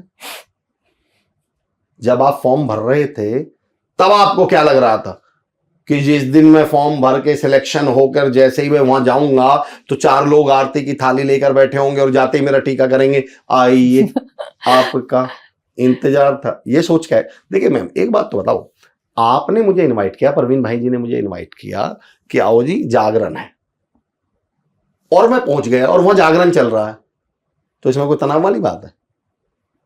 अगर आप मुझे मूवी के नाम पर इनवाइट करते और मुझे कबड्डी मैच दिखा दें तो मैं क्या बोलूं? अरे यार आपने बुलाया तो मूवी के नाम पे था और दिखा क्या रहे हो? कबड्डी का मैच। पर जब मैं बुलाया ही कबड्डी के नाम पर हूं और कबड्डी का मैच ही चल रहा है, तो फिर मैं इसे कोई स्ट्रेस कैसे कह सकता हूं? जब आपको फॉर्म भरते समय ही मालूम था कि मैं कौन सा डिपार्टमेंट ज्वाइन कर रहा हूं और यहां पर नेचर ऑफ वर्क क्या है, उसके बाद आप कैसे कह सकते हैं कि जी ये तो स्ट्रेस है, ये तो तनाव है जी? और मेरा दूसरा सवाल अर्चना मैम, जो मैं माफी के साथ रोज अपने आप से भी पूछता हूं और मैं लोगों से कहता हूं वो भी अपने आप से पूछें। मैंने कहा सर मेरा अगला सवाल। बोले जी क्या?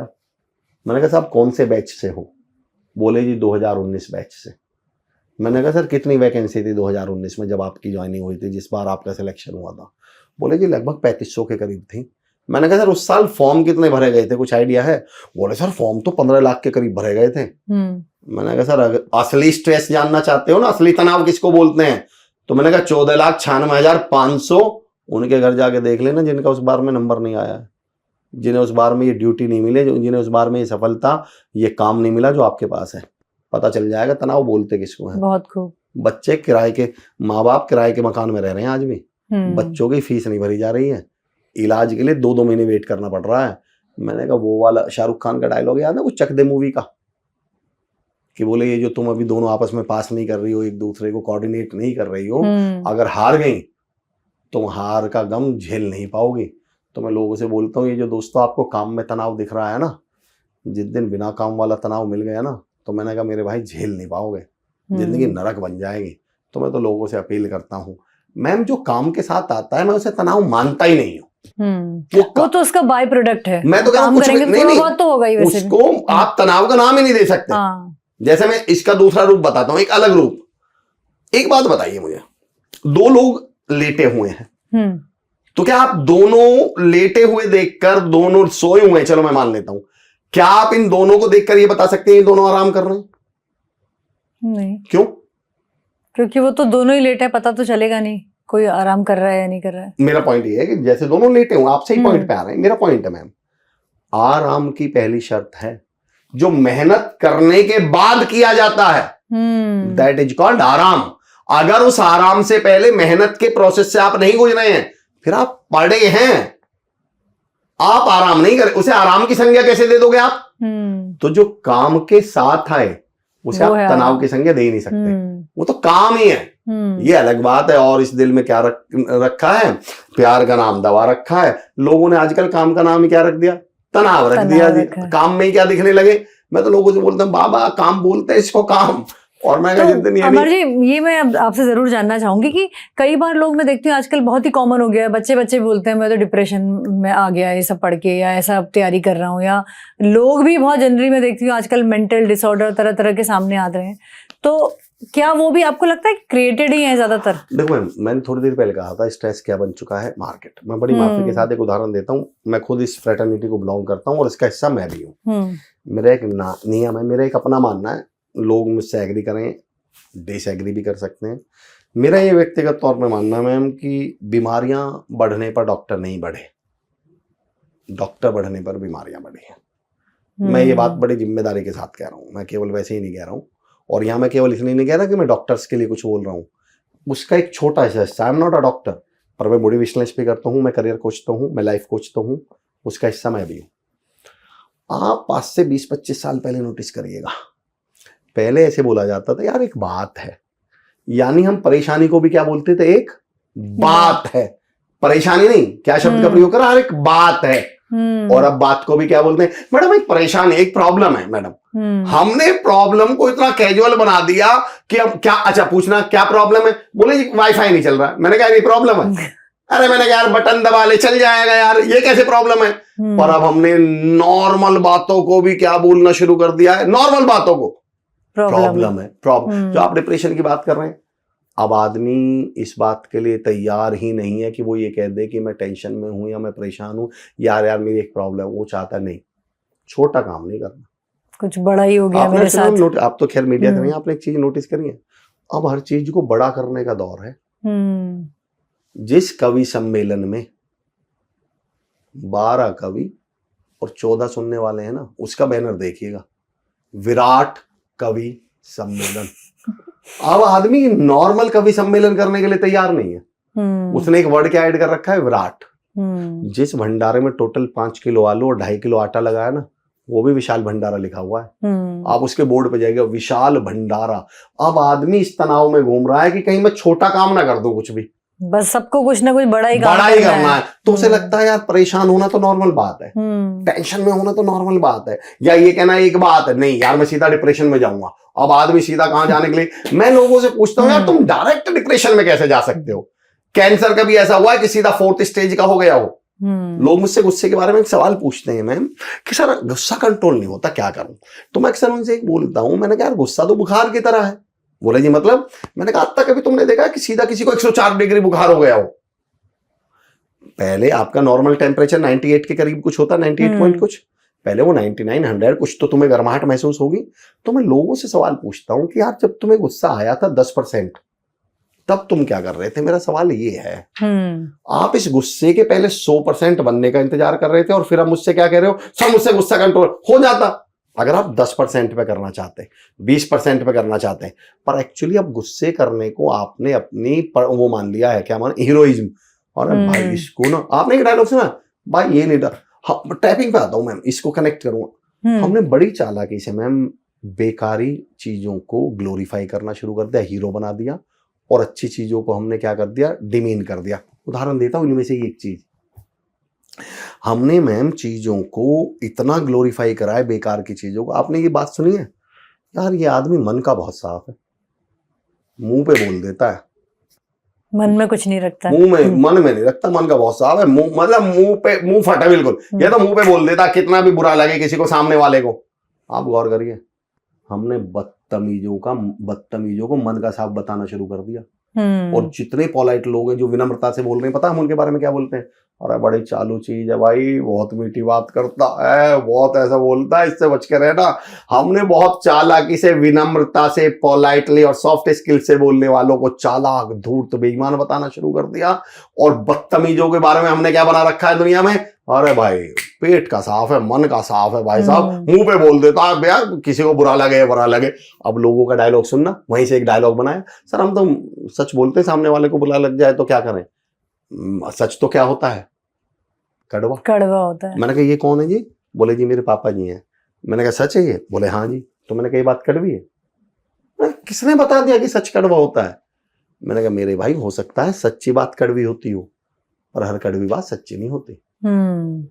आपके सच को भी बदतमीज होने का हक नहीं है। तो फिर तो आप कल को किसी दिव्यांग से बोलोगे वो लंगड़े इधर आ, और फिर आप इसको कैसे जस्टिफाई करोगे, सर मैं सच तो बोल रहा हूं। तो कल तो फिर आप अपने पापा जी से बोलोगे वो बाप इधर आ, और फिर बोलोगे जी मैं सच तो बोल रहा हूं। अरे सच तो है पर बदतमीजी तो है, सच के नाम पे आप बदतमीज थोड़ी बन जाओगे। तो पॉइंट ये है मैम कि हम लोगों ने बड़ी चालाकी से स्ट्रेस की, देखो मैं कनेक्ट करता हूं, 2-4 टाइपिंग करता हूं मैं कनेक्ट, क्योंकि जो यहां तक पॉडकास्ट तक पहुंच गए होंगे वो समझ गए होंगे कि हम एक्चुअल में कहां ले जाना चाह रहे हैं इस पॉडकास्ट को। बड़ी चालाक, हर आदमी स्ट्रेस में क्यों, सीने में जलन, आंखों में तूफान सा क्यों है, जो हम बात कर रहे थे, क्यों है आदमी? अच्छा चलो एक अजीब सी बात बताऊं, अलग इससे फिर आऊंगा, शब्दों की ताकत बताऊं मैम। ये गाना कितने साल पुराना है, सीने में जलन आंखों में तूफान सा? 30-40 साल। क्या सच में 30-40 साल पहले वास्तव में लोग इतने परेशान रहते थे, इतने तनाव में रहते थे? फिर ये गाना कैसे बन गया उस समय? शब्दों की ताकत बताता हूं मैं आपको। आज से 60-70 साल पहले हमारे और आपके पापा जी और दादाजी के टाइम में भाई भाइयों के बीच रिश्ते कैसे थे?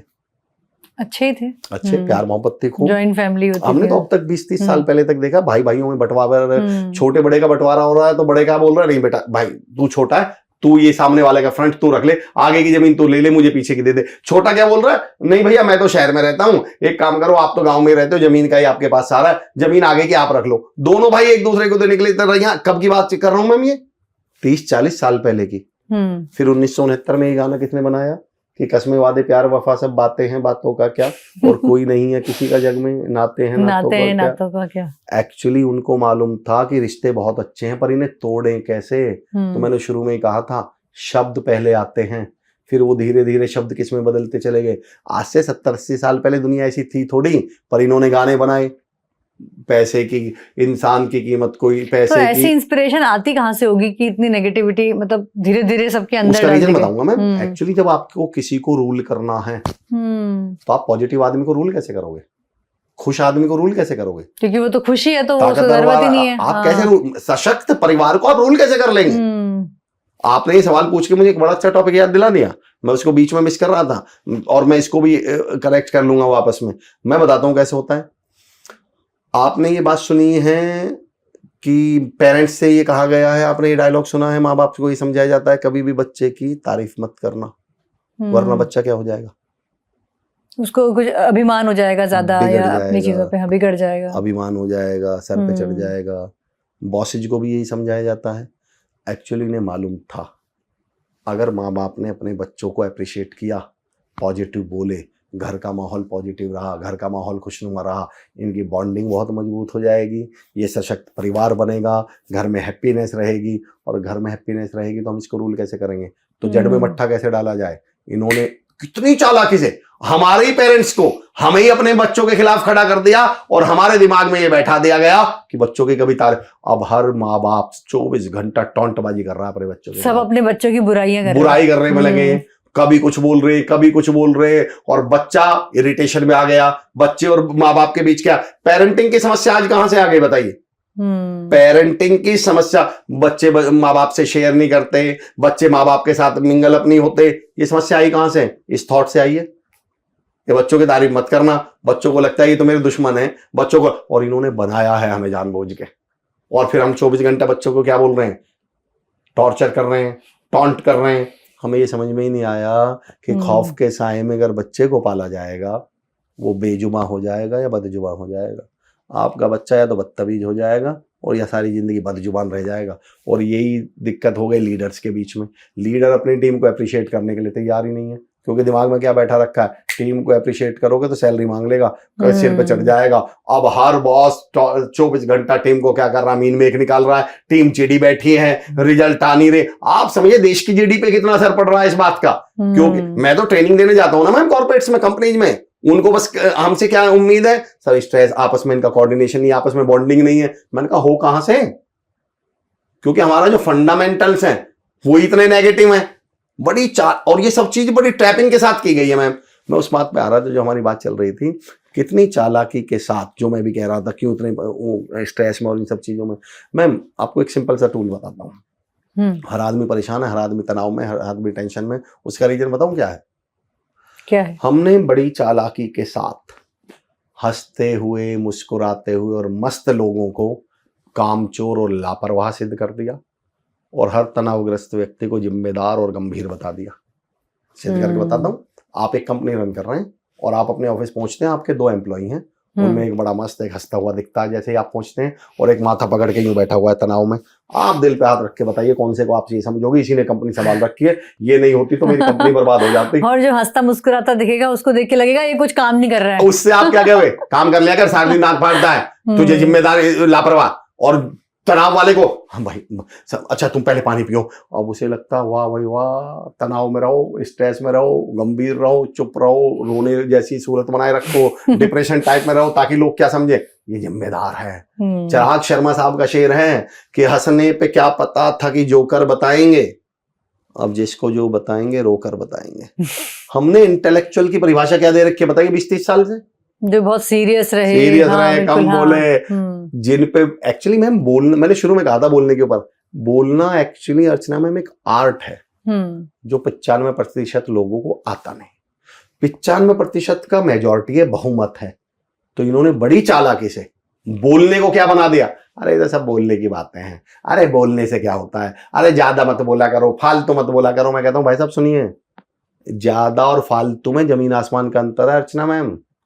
डॉक्टर कुमार विश्वास हो सकता है 4 घंटे बोलें, ज्यादा बोलें, पर एक शब्द फालतू ना बोलें।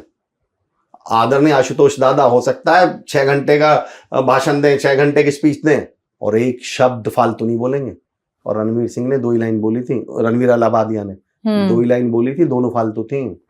आप 2 लाइन बोल के भी फालतू बोल सकते हैं, और आप 2 घंटे बोल के भी जरूरी नहीं है आप फालतू बोलें। तो मैं कहता हूं ज्यादा में और फालतू में जमीन आसमान का अंतर है। पर क्योंकि आप पर बोलना आता नहीं, तो आपने माहौल ही कैसा बना दिया अपने आसपास, बोलने से कुछ नहीं होता, ताकि आपको बोलना ना पड़ जाए। और बोलने वालों को अरे ये तो सारा दिन बोलता ही रहता है। मैंने कहा आप बोल के दिखाओ ना सारा दिन, और सारा दिन बोलने में बिना गलती करे बोल के दिखाइएगा। पर हमने बड़ी चालाकी से हंसते हुए को मैं क्योंकि आप मेरा इंटरव्यू ले रहे हैं, आप एक मोहतरमा हैं, घरों में कैसे ना समाज के साथ किया क्या हम लोगों ने मैम। मैं सच में मैं ना इस पे आने वाली भी थी कि मैं औरतों की कंडीशन पे, मतलब महिलाओं की स्थिति पे बात करना चाहती हूं। और इस हंसने वाली बात पे आता हूं मैम। हर आदमी को अपनी वाइफ से, खास तौर से महिला की बात करूं, फीमेल की बात करूं, और हस्बैंड वाइफ की बात करूं, तो वाइफ से शिकायत क्या है? आपने जितनी भी महिलाएं और औरतों के बारे में सुना है, बोले उनका नाम क्या, अरे यार पता नहीं इसको क्या सारा दिन टेंशन में रहती है, कभी हंस के बात ही नहीं करती, घर में कलेश करती है, हंसती ही नहीं, चिड़ी सी रहती है। आपने ये डायलॉग सुने महिलाओं के बारे में? अक्सर। मेरा एक सवाल है, क्यों ना हो? बोले जी मतलब, बताइए मुझे अर्चना मैम, हमने 8-10 साल की उम्र से अपनी बेटियों और बच्चियों के दिमाग में क्या भर रखा है? हमने महिलाओं के बारे में एक लाइन कही है, हंसी तो फंसी। हमने हंसने को महिला के औरत के कैरेक्टर से जोड़ दिया। हम 8-10 साल की उम्र से अपनी बेटियों के दिमाग में एक जहर भर रहे हैं कि बेटा कोई रिश्तेदार आया करे ना तो तू हंसा मत, दांत मत फाड़ा, हंसा मत कर, ऐसा लगेगा कि तमीज है।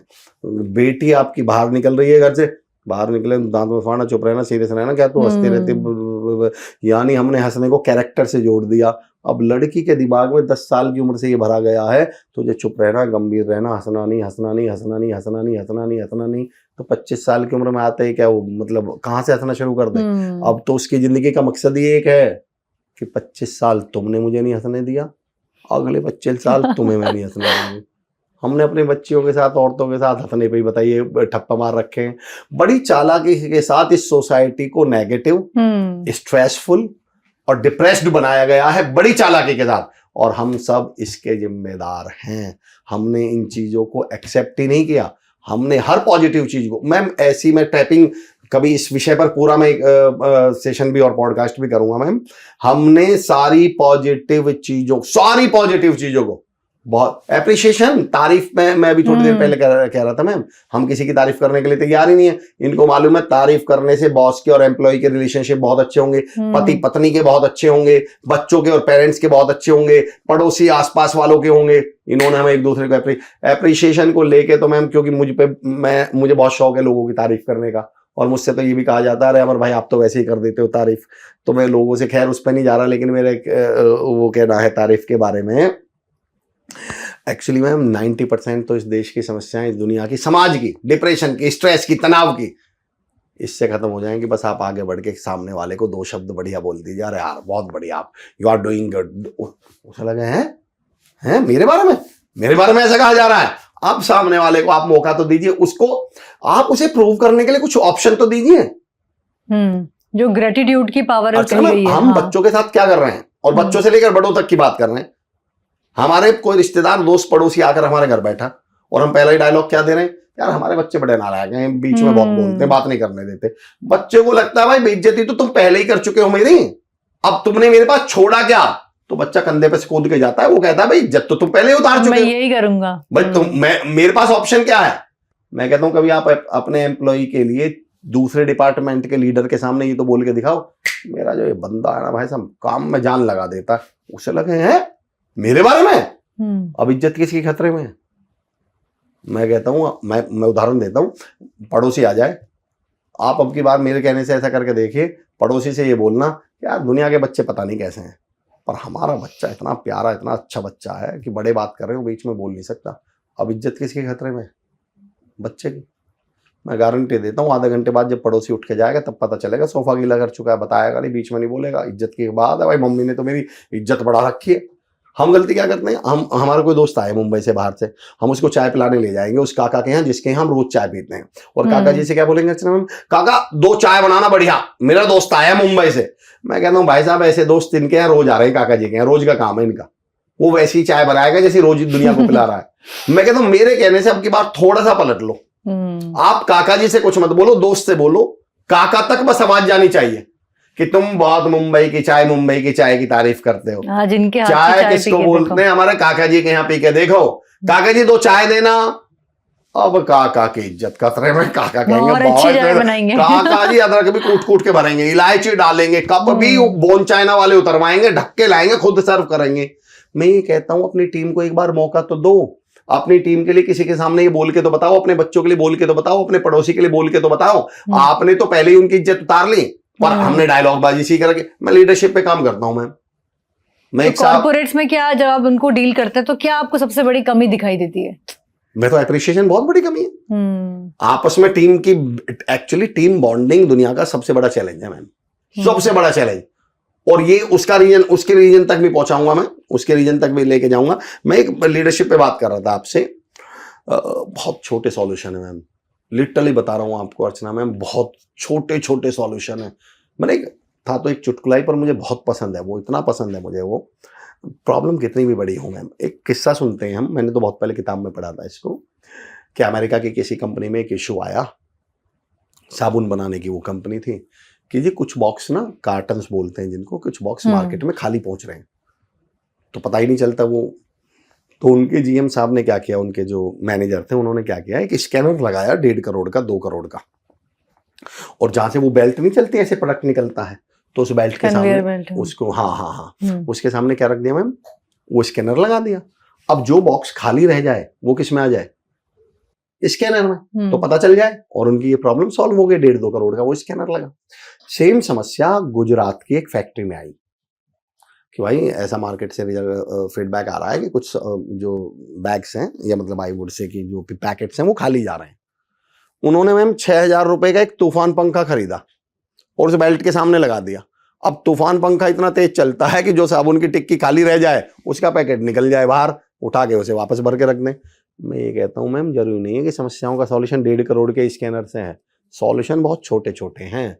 पर हमारी समस्या ये है कि हम इतने बड़े बड़े सॉल्यूशन ढूंढ रहे हैं, जब तक आप इनको बहुत, आप विदेशों के उदाहरण ना दे दो, 4-5 बड़े बड़े उनके नाम ना ले दो, तब तक ये एक्सेप्ट करने के लिए तैयार ही नहीं है। मैं एक सिंपल सा लीडरशिप का सॉल्यूशन दे रहा हूँ, सिंपल सा लीडरशिप। हमारे लीडर्स बॉसेज के दिमाग में पता नहीं किसने भरा दिया। मैं सेल्स पे ट्रेनिंग लेता हूँ, लीडरशिप पे ट्रेनिंग लेता हूँ, तो एक साहब खड़े होके बोले, सर हमें तो, आपने डायलॉग सुने ऐसे लीडर्स के, हमें तो रिजल्ट चाहिए भाई, रिजल्ट, आई वांट रिजल्ट्स।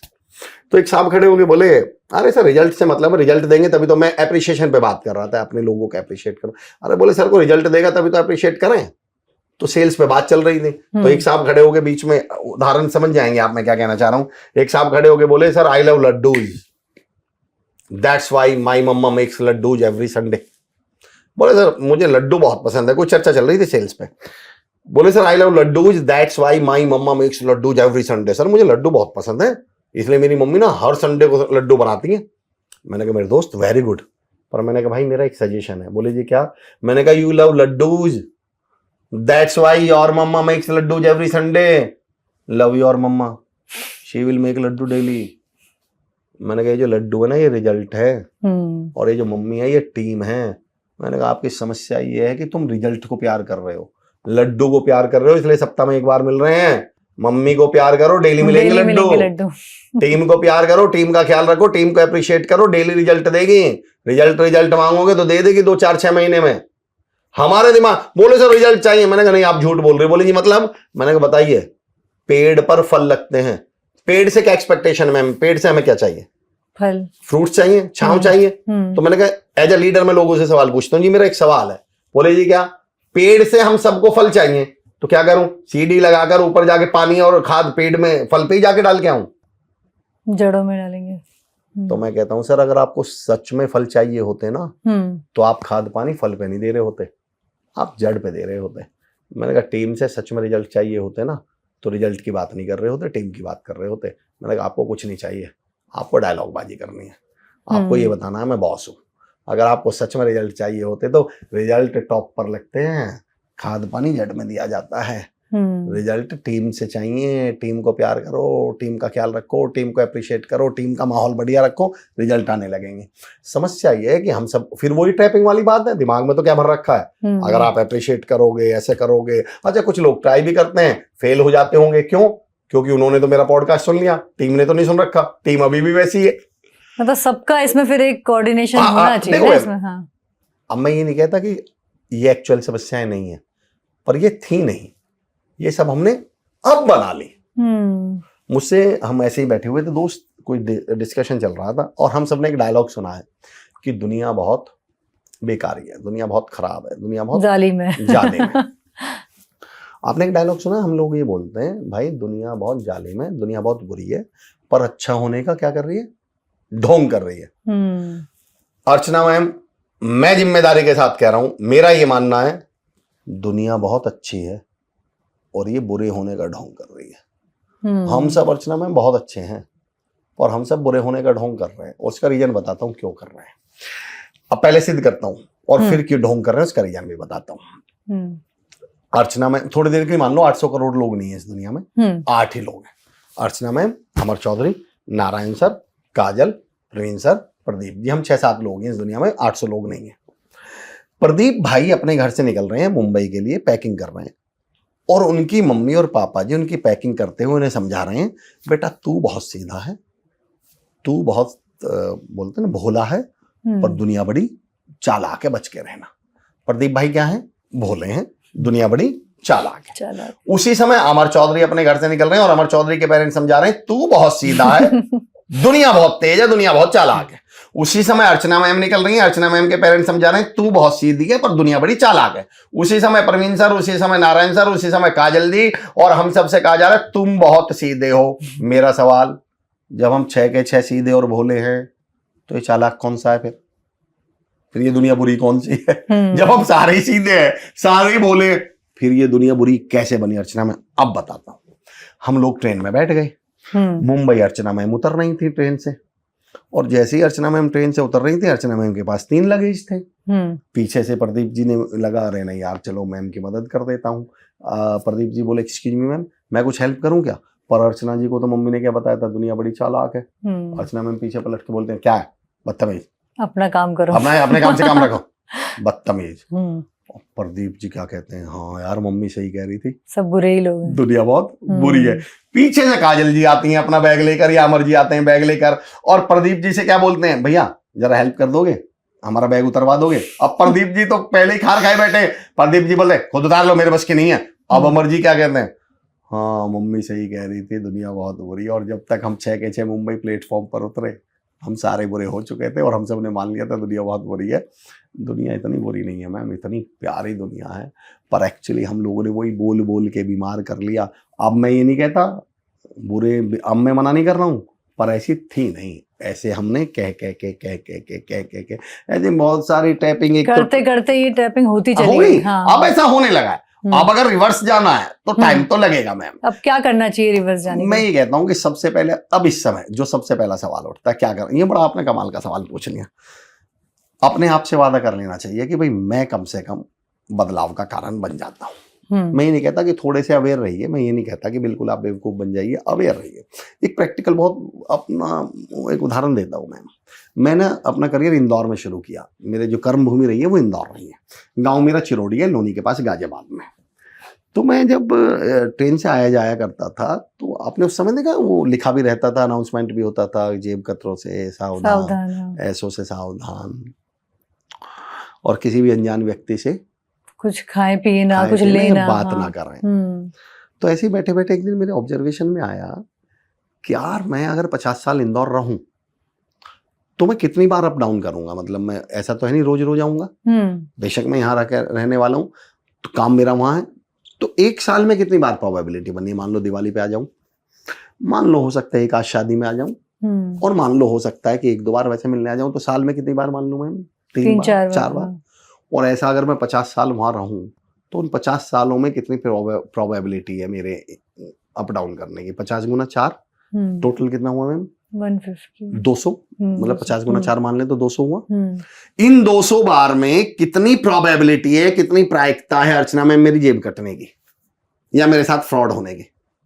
क्या 200 बार ही होगा? 1-2 बार कभी शायद 1-2 बार। अमूमन कितने पैसे लेके चलते हैं हम जेब में? 1000, 2000।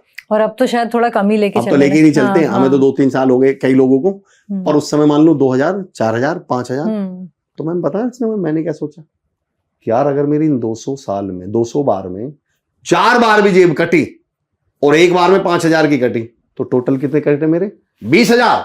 तो मैंने कहा मैं 50 साल में 20000 बचाने के चक्कर में मैं नए दोस्त ना बनाऊं, मैं लोगों से बातचीत ना करूं। हो सकता है इस 50 साल में कोई मुझे प्रवीण तिवारी सर जैसा भाई मिल जाए, हो सकता है इस 50 साल में मुझे कोई सुमित मिश्रा सर जैसा मिल जाए, हो सकता है इस 50 साल में मुझे कोई वरुण यादव सर जैसा मिल जाए, कोई चित्रेश सोनी सर जैसा मिल जाए, कोई विकास नागुरु साहब जैसा मिल जाए, जिन्होंने मेरी जिंदगी में, मेरे जीवन में बहुत बड़ा रोल निभाया है। मैं अंकित भाटी सर मिल जाए मुझे, तो मैंने कहा मैं अपने 20000 बचाने के चक्कर में लोगों से बात करना ही बंद कर दूं। तो मैंने तो उस दिन नियम बना लिया, भाई 20000 निकाल के रखो, ये 20000 की जेब कटवानी है और अब लोगों से बात करनी है।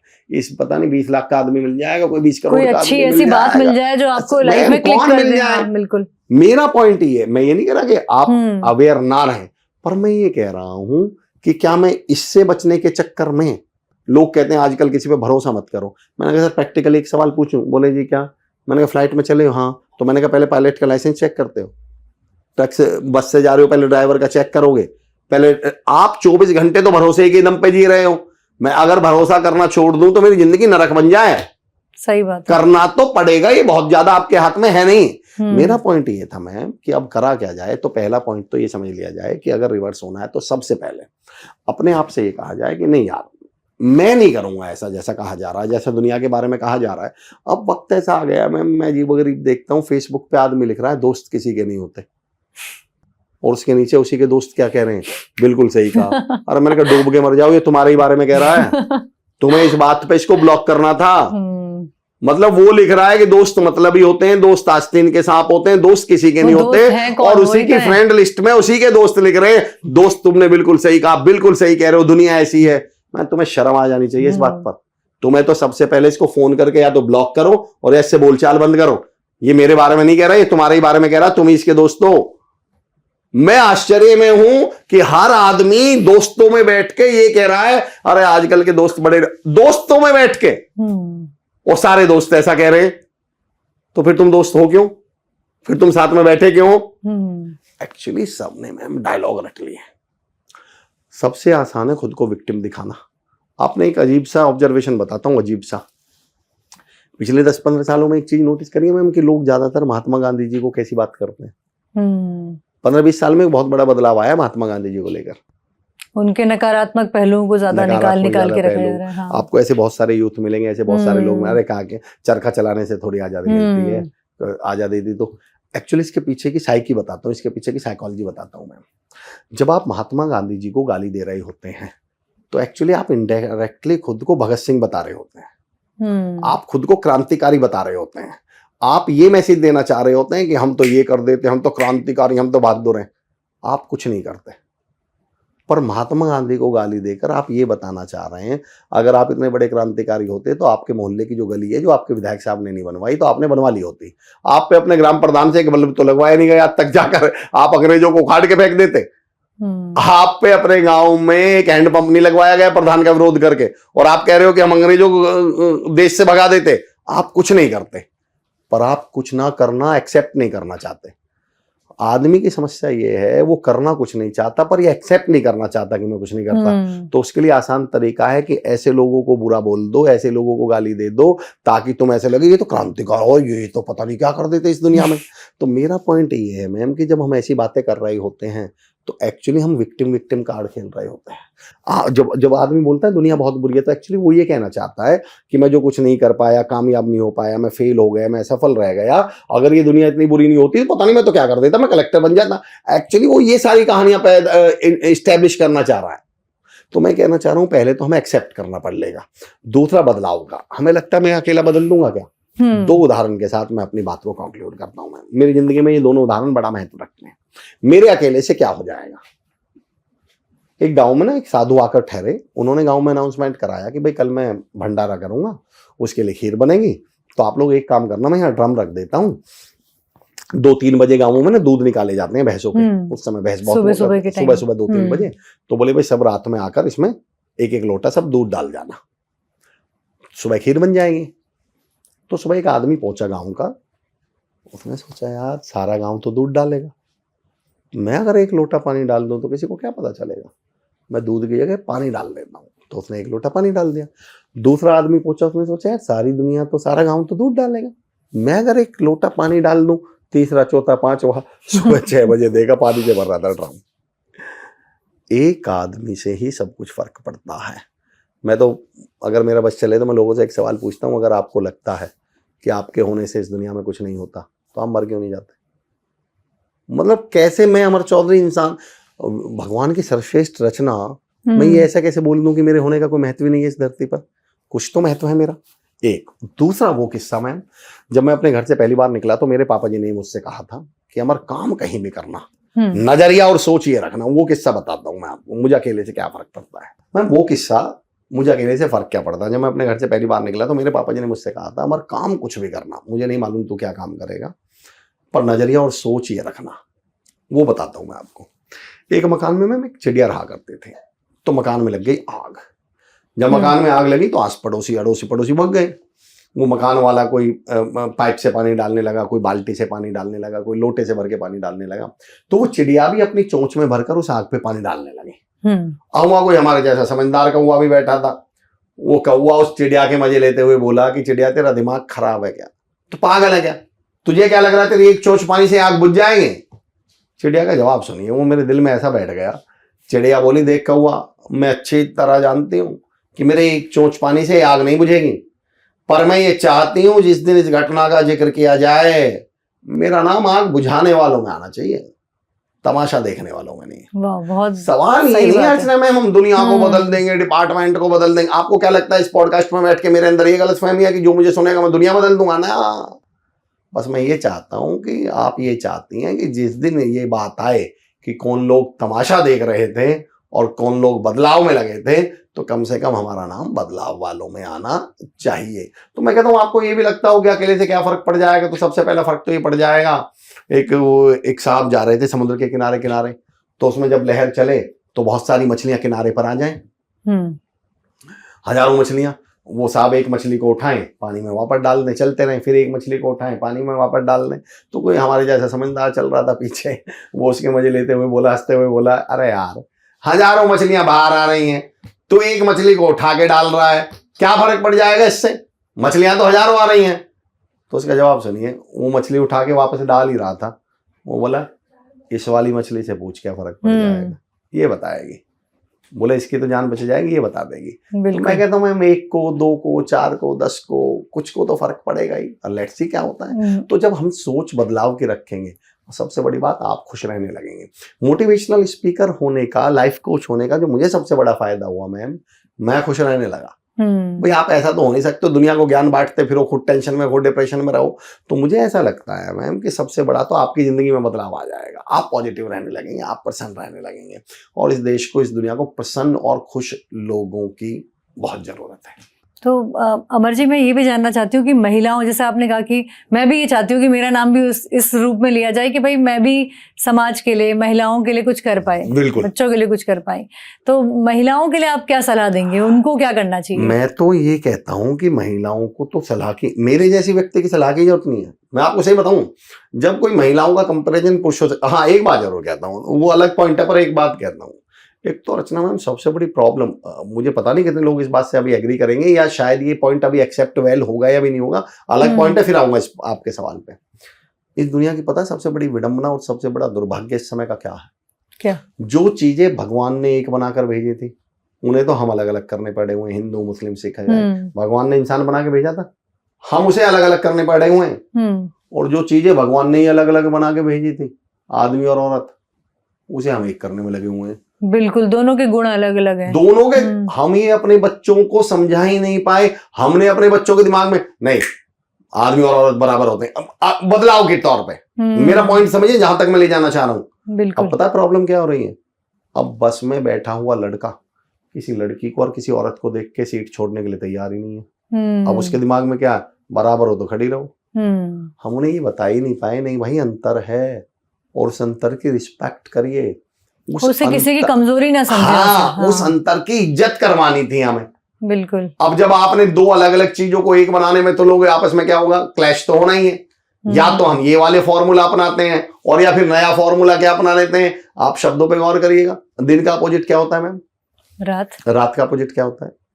दिन। आदमी का अपोजिट क्या है? स्त्री। वही। अब बताइए, इससे बड़ा दुर्भाग्य और विडंबना कुछ हो सकती है? आदमी का अपोजिट औरत कैसे हो जाएगी? आदमी की तो सहयोगी है औरत, औरत का तो सहयोगी है, पार्टनर है आदमी। लेकिन हमारे दिमागों में क्या भरा हुआ, अब जब आपने सीधी अपोजिट कर दिया, तो दिन और रात कभी एक होंगे, मिलेंगे कैसे? हमारी समस्या आधी 90% तो यही खत्म हो जाए अगर हम ये बोल लें कि हम एक दूसरे के। मैम 2-3 जहर इस समय चल रहे हैं सोसाइटी में, वो भी बताता हूं मैं आपको। ट्रैपिंग मैंने आपसे कहा था, महिलाओं के दिमाग में पिछले कुछ समय में, और कृपया करके जिस पॉइंट को मैं कहना चाह रहा हूं वहां तक पहुंचा जाए। अब इस पे बहुत डायलॉग बाजी भी हो सकती है। बहुत चालाकी के साथ औरत को हाउसवाइफ बनना ऐसा बना दिया गया है जैसे उनके साथ अत्याचार हो रहा हो। बिल्कुल। आपने नोटिस किया पिछले 15-20 साल दिमाग में क्या भर दिया गया? अब औरत इस बात के लिए तैयार ही नहीं है, मैं अपने बच्चों को अच्छे से पाल लूं, उन्हें संस्कार दूं, उनको तमीज दूं, तहजीब दूं। मुझे लगता है ये ज्यादा बड़ा काम है। ज्यादा बड़ा। हाँ। आदमी से ज्यादा बड़ा काम कर रही थी माँ, आदमी से ज्यादा बड़ा काम कर रही थी औरत। लेकिन मोटिवेशन के नाम पे, करियर कोचिंग के नाम पे, एंटरप्रेन्योरशिप के नाम पर हमने महिला के, औरत के दिमाग में क्यों, हाँ हर औरत के पास एक ही क्यों, मैं इस घर की नौकरानी हूँ क्या? अरे और वो पूछती है मैं कुछ नहीं कर रही हूँ आजकल। बच्चों के लिए खाना बनाना, अपने पति के लिए, या पति है तो पत्नी के लिए, मैं तो ये कहता हूँ, मैं ये नहीं कह रहा, मेरा पॉइंट जहां तक मैं ले जाना चाह रहा हूँ, हमने बड़ी चालाकी के साथ हर महिला को घर में इतना नेगेटिव कर दिया है। मैं कहता हूँ बच्चे पालने से बड़ा धरती पे कोई काम है क्या? आप इतने बड़े संस्कार देकर इतना बड़ा काम कर रहे थे। मैं ये कह रहा हूँ आप काम कर सकते हैं तो काम करिए, पर अगर आप बच्चे पाल रहे हैं तो इसको छोटा काम मत समझिएगा। मैं पिछले कुछ समय में एक टर्म यूज की गई है, इंडिपेंडेंट। भाई किसी पर डिपेंड मत रहिए, इंडिपेंडेंट होइए। मैं कहता हूँ साहब इस धरती पे चुनौती के साथ कहता हूँ अर्चना मैम, एक चीज, सिर्फ एक चीज बता दीजिए जो इंडिपेंडेंट है। एक चीज, मोबाइल चलाने के लिए मोबाइल क्या सिम पे डिपेंडेंट नहीं है? क्या सिम मोबाइल पे डिपेंड नहीं है? आप घर में चूल्हा चला रही हैं, चूल्हा गैस पे डिपेंड नहीं है क्या? और गैस सिलेंडर पे डिपेंड नहीं है क्या? आप मुझे धरती पे एक चीज तो बताइए जो गाड़ी पेट्रोल पे डिपेंड नहीं है क्या? आप मुझे धरती पे एक चीज तो बता दीजिए, एक चीज। मतलब आप ये माइक यूज कर रहे हैं, माइक सेल पे डिपेंड नहीं है क्या? सेल माइक पर डिपेंड नहीं है क्या? आप मुझे धरती पर एक चीज तो बताइए। हाइड्रोजन ऑक्सीजन पे डिपेंड नहीं है क्या? ऑक्सीजन हाइड्रोजन पे डिपेंड नहीं है क्या?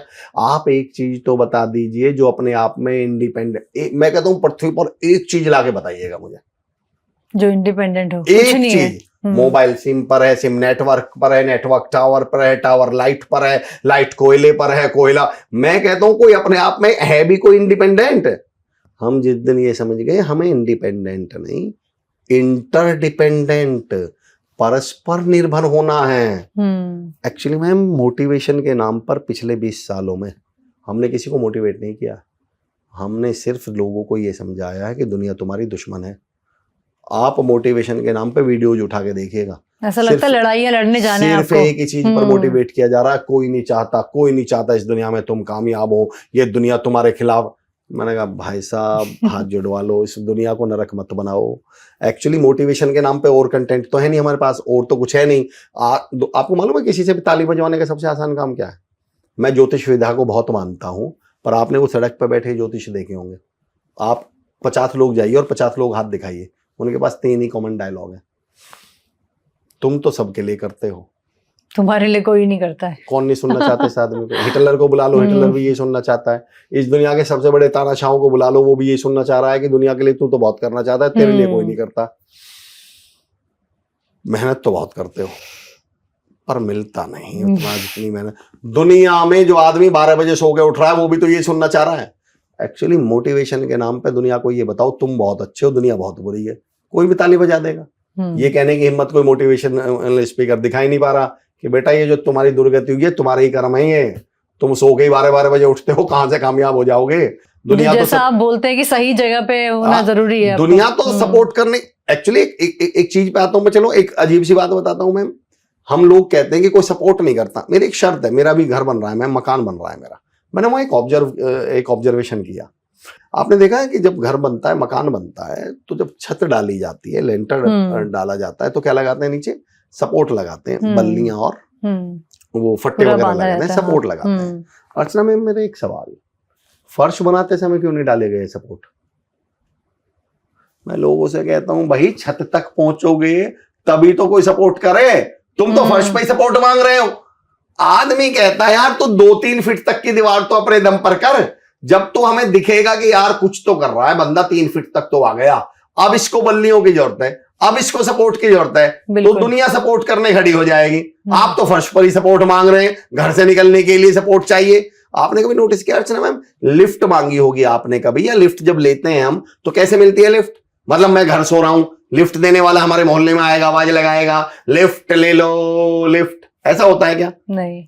लिफ्ट की पहली शर्त है मैम, 2 शर्तें हैं लिफ्ट की, एक तो आप रोड पर होने चाहिए और दूसरा आप चलते हुए दिखने चाहिए। कोई ना कोई रुक के बैठा ही लेगा आपको। सपोर्ट तब मिलती है जब आप चलते हुए दिखते हैं, सपोर्ट तब मिलती है जब घर से निकले हुए होते हैं, घर बैठ के सपोर्ट्स थोड़ी मिलती हैं। मेरा पॉइंट ये है कि हम मोटिवेशन के नाम पे किसी को कुछ भी नेगेटिव, मतलब दुनिया को नेगेटिव बोल दो, आदमी को लगता रहा वाह रिश्तेदार दुश्मन बना दिए हमने, दोस्त दुश्मन बना दिए हमने, दुनिया दुश्मन बना दी हमने, कोई किसी को नहीं चाहता, अब हर आदमी दुनिया से चिड़ा हुआ घूम रहा है, क्यों ना चिड़े। तो मेरा पहला पॉइंट तो ये था। दूसरा जो आपने सवाल किया, मैं उसमें महिलाओं वाले पॉइंट पे आता हूँ। तो मेरा महिलाओं से ये कहना है कि आप इंडिपेंडेंट नाम की कोई चीज नहीं होती इस धरती पे। और महिला नहीं, मैं आदमी से भी कह रहा हूँ, हम सब एक दूसरे को जिस दिन परस्पर निर्भर, ये इंडिपेंडेंट होने के तो चक्कर हैं जो जितने भी आप रिलेशनशिप के केस सुन रहे हैं, वो निगला ड्रम और वो फलाना और वो ढिकना है क्या, सबके दिमाग में ये घुसा हुआ है कि मैं ही हूँ, मैं ही हूँ, मैं ही हूँ। जिन्हें हम बनना था वो मैं बने हुए। पहला पॉइंट। मैं दूसरे पॉइंट पर, लेकिन अब जो महिलाओं के लिए मैं आ रहा हूँ, मैं तो हर महिला से, हर स्त्री से, और खासतौर से मैं कॉलेजेस में जब जाता हूँ और जब मैं जहाँ बेटियां ज़्यादा पढ़ रही होती हैं, तो उन बच्चों से एक बात कहता हूँ कि अपनी ताकत पहचान लो। मैंने कहा जितनी ताकत आपके अंदर है इस धरती पर किसी के अंदर है ही नहीं, और सिद्ध करके बताता हूँ मैं। मेरा अर्चना मैम ये कहना है कि इस दुनिया में जितनी भी मीनिंगफुल और काम की चीज़ें हैं वो सब की सब स्त्रीलिंग हैं। आज के बाद आप गौर करना शुरू करना। हम स्कूल में जाते हैं, क्या करने जाते हैं? पढ़ाई। पढ़ाई चल रही है या पढ़ाई चल रहा है? चल रही है। तो क्या ये स्त्रीलिंग है पुल्लिंग है? स्त्रीलिंग। स्त्रीलिंग है। पढ़ाई करने के बाद हमारी लगती है जॉब यानी नौकरी। नौकरी लग गई या लग गया? लग गई। ये क्या है? ये भी स्त्रीलिंग है। हाँ। फिर नौकरी से हमें मिलती है तनख्वाह यानी सैलरी। तो सैलरी मिलती है या मिलता है? वो भी मिलती है। हमने बिजनेस कर लिया, दुकान खोल ली, चलो नौकरी नहीं लगी तो दुकान खोल लेंगे। दुकान खुल गई या खुल गया? खुल गई। वो भी स्त्रीलिंग है। दुकान से हमें कमाई आएगी, वो भी क्या है? स्त्रीलिंग है। हमें जिस दिन ये समझ में आ गया, इस दुनिया की, मैं महिलाओं से कहता हूँ, स्त्रियों से कहता हूँ, बेटियों से बोलता हूँ, लड़कियों से, अपनी ताकत पहचानो। इस दुनिया की सारी काम की सारी वैल्यूएबल चीजें आपके ऊपर हैं, आपके नाम पर हैं, स्त्रीलिंग हैं। आप समझ, लोग बोलते हैं कि लड़कियों में ताकत नहीं होती। मैंने कहा बेवकूफ आत्मा, ताकत खुद स्त्रीलिंग है। ताकत आ गई या आ गया? पावर आ गई या आ गया? क्योंकि मुझे लगता है सर गलती ये होती है ना कि हाँ औरतें या स्त्रियां जो होती हैं वो पुरुषों से एक वैलिडेशन चाहती हैं, उस तरफ देखती है ना, शायद यही वजह है। अब आपकी जिम्मेदारी है, मैं इसलिए तो कहता हूँ आप अपनी ताकत आपको समझनी पड़ेगी ना। सबसे पहली जिम्मेदारी तो आपकी अपने प्रति बनती है ना। लेकिन मैं फिर ये कहूंगा उस ताकत का मिसयूज नहीं करना है। मैं आऊंगा उस पॉइंट पे। मेरा पॉइंट ये, बोले जी स्त्रियों में, महिलाओं में ताकत नहीं होती। मैंने कहा यार ताकत खुद स्त्रीलिंग है, पावर खुद स्त्रीलिंग है। आप कभी गौर करिए। मैं तो इतना मैं तो इसको ऐसे भी कहता हूँ अर्चना मैम, इस देश को क्या चलाती है? सरकार। सरकार चलाती है या चलाता है? चलाती है। सरकार खुद स्त्रीलिंग है। और कमाल की बात यह है अर्चना मैम, सरकार बनती कैसे? लड़के को बोलते हैं शादियों में वर। वर के मत से कुछ नहीं होता, बहुमत। बहू के मत से सरकार बनती है। इस दुनिया में जो कुछ है वो स्त्रीलिंग है। मतलब मेरा पॉइंट है, दुनिया की सारी ताकत किसके पास है? माँ के पास है, औरत के पास है, स्त्री के पास है। जब मैं एंटरप्रेन्योरशिप पे बात करता हूँ तो एक उदाहरण दिया करता हूँ मैम कि एंटरप्रेन्योर बनने के लिए दो चीजें चाहिए। पहला नेगोशिएशन स्किल्स और दूसरा रिस्क टेकिंग पावर। आप बताइए इस दुनिया में सबसे बड़ा रिस्क क्या है? क्या है? जब एक औरत बच्चे को जन्म देने के लिए, डिलीवरी के लिए लेबर रूम में जाती है ना, तो कोई गारंटी नहीं है जिंदा निकल के वापस आएगी। इस धरती का सबसे बड़ा रिस्क औरत लेती है। ये कोई रिस्क थोड़ी है बिजनेस कर लिया फेल हो गया तो। असली रिस्क तो जान का खतरा है। आपको कोई गारंटी नहीं है कि आप डिलीवरी रूम में गए हैं, लेबर रूम में गए और जिंदा वापस आ जाएंगे। इस दुनिया का सबसे बड़ा खतरा भगवान ने औरत के हिस्से में लिखा है, क्योंकि वो जानता था आदमी पर तो ये खतरा झेलेगा ही नहीं। तो रिस्क टेकिंग कैपेसिटी तो औरत की सबसे ज्यादा है। अब आइए नेगोशिएशन स्किल्स पर। नेगोशिएशन स्किल्स, जो चीजें एक आदमी एमबीए करके सीखता है वो तो बाय डिफॉल्ट एक लड़की में, एक औरत में है। मैं कहता हूँ भाई आपको क्या लगता है, गोलगप्पे के साथ सूखी पापड़ी फ्री में लेने की परंपरा आदमियों ने चलाई थी क्या? किसने चलाई होंगी? स्त्रियों ने चलाई है। आप जो नेगोशिएशन कर सकते हैं आदमी कभी सपने में नहीं सोच सकता। तो बाय डिफॉल्ट आप बिजनेस के लिए तो अगर राइट चॉइस कोई राइट पर्सन है तो वो तो एक औरत है, एक महिला है। मुझे लगता है स्त्रियां ज्यादा कैलकुलेटिव भी होती हैं। आप कैलकुलेटिव बहुत ज्यादा है। आप नेगोशिएशन स्किल्स आपकी, और आपको बता दूं रिलेशनशिप बिल्डिंग जो एक औरत में एक महिला में है वो किसी में हो ही नहीं सकती। आपने कभी नोटिस किया है एक छोटा सा बच्चा हो किसी के गोद में और दूसरी महिला मिल जाए जिसे वो जानता भी ना हो, 2 मिनट में उसको अपना बना लें, हाँ बेटा अरे गोद में ले लेंगे। आदमी से ये सब नहीं होता। लेकिन मेरा पॉइंट ये है कि हम इन सब चीजों को समझ रहे हैं, क्या हम इन सब चीजों की वैल्यू कर रहे हैं? मैं अपनी बेटी, जब मैं कॉलेज में स्टूडेंट्स से बोलता हूँ, लड़कियों से बोलता हूँ, मैं कहता हूँ अपनी ताकत तो समझो। मैंने कहा लड़का शब्द लिखना हिंदी में, लड़का, और जब इस पे ई की मात्रा चढ़ती है तब जाके लड़की बनती है। तो मैंने कहा आप तो पहले से ही इनके सिर पे बैठी हुई हो। आप अपनी ताकत तो समझिएगा। ही में जब एक एक्स्ट्रा एस लगता है तब जाके शी बनती है मैम। आप ऑलरेडी एक्स्ट्रा हैं आदमी से। फादर की स्पेलिंग लिखिएगा FATHER, इसके लास्ट में आया HER, हर। ब्रदर की स्पेलिंग लिखिएगा BROTHER, हर। मैंने कहा आपके बिना हमारी स्पेलिंग पूरी नहीं हो रही, जिंदगी तो छोड़ दीजिए, बशर्ते कि आप खुद की ताकत को पहचान पाएं। तो मैं तो दो ही रिक्वेस्ट करूंगा, सबसे पहले खुद को पहचानिए, खुद की ताकत को पहचानिए, पर उस ताकत को पहचानने के बाद आप उस ताकत के नाम पर, आपको मालूम है, मैं एक अलग उदाहरण देता हूं। मैं, जो आदमी कभी शोषित रहा हो उसकी सबसे बड़ी समस्या क्या है पता है? और मुझे पता नहीं अभी कितने लोग इस बात को सही लेंगे, पॉजिटिव लेंगे, एग्री करेंगे या नहीं करेंगे। शोषित आदमी की सबसे बड़ी समस्या ये है, जब उसको बराबरी का मौका मिलेगा तो वो बराबर होने को बराबरी नहीं मानता। वो फिर कहता अब मैं तुम्हारा थोड़ा शोषण ऊपर जाना करूंगा तो मैं मानूंगा कि मैं बराबरी। इस देश की सबसे बड़ी समस्या, क्यों ये लूप बन गया, क्यों ये लूप खत्म नहीं होता? नहीं सर, मैं आपको बताऊं, क्योंकि जितने भी ये दहेज विरोधी जितने कानून हैं, जितनी चीजें हैं, इसका ज्यादातर मिसयूज ही होता है। Misuse होता है। हाँ, जो सही लोग हैं उन्हें सही औरतों को न्याय नहीं मिल पाता है। बताता हूँ आपको क्या है। रैगिंग एक बच्चे की हुई, बहुत बुरी रैगिंग। आप मुझे बताइए, जिसके साथ बहुत बुरी रैगिंग हुई हो, सबसे पहले उसके मन में ख्याल कायदे से आना क्या चाहिए? कि जिस जूनियर की रैगिंग हुई उसके मन में ख्याल कायदे से क्या आना चाहिए?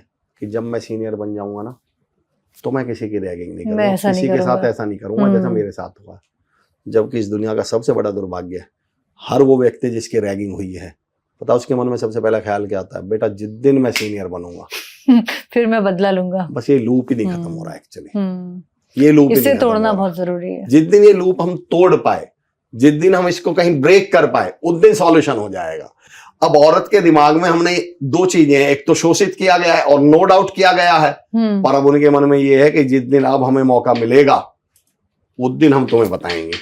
और उस बताने के चक्कर में रिलेशनशिप बिगड़ गए, परिवार टूट गए, परिवारों के सत्यानाश हो गए, समाज का तो जो चल रहा है वो आप भी देख रहे हैं। तो मैं दो ही अपील करूंगा, पहला अपनी ताकत पहचानिए, दूसरा उस ताकत की वजह से इंडिपेंडेंट के चक्कर में मत पड़ जाइएगा, इंटरडिपेंडेंट, परस्पर निर्भर बनिएगा। मेरी ये दो अपील है। बहुत सुंदर बात आपने कही, इंटरडिपेंडेंट होइए, ये महिलाओं के लिए बहुत अच्छा संदेश है।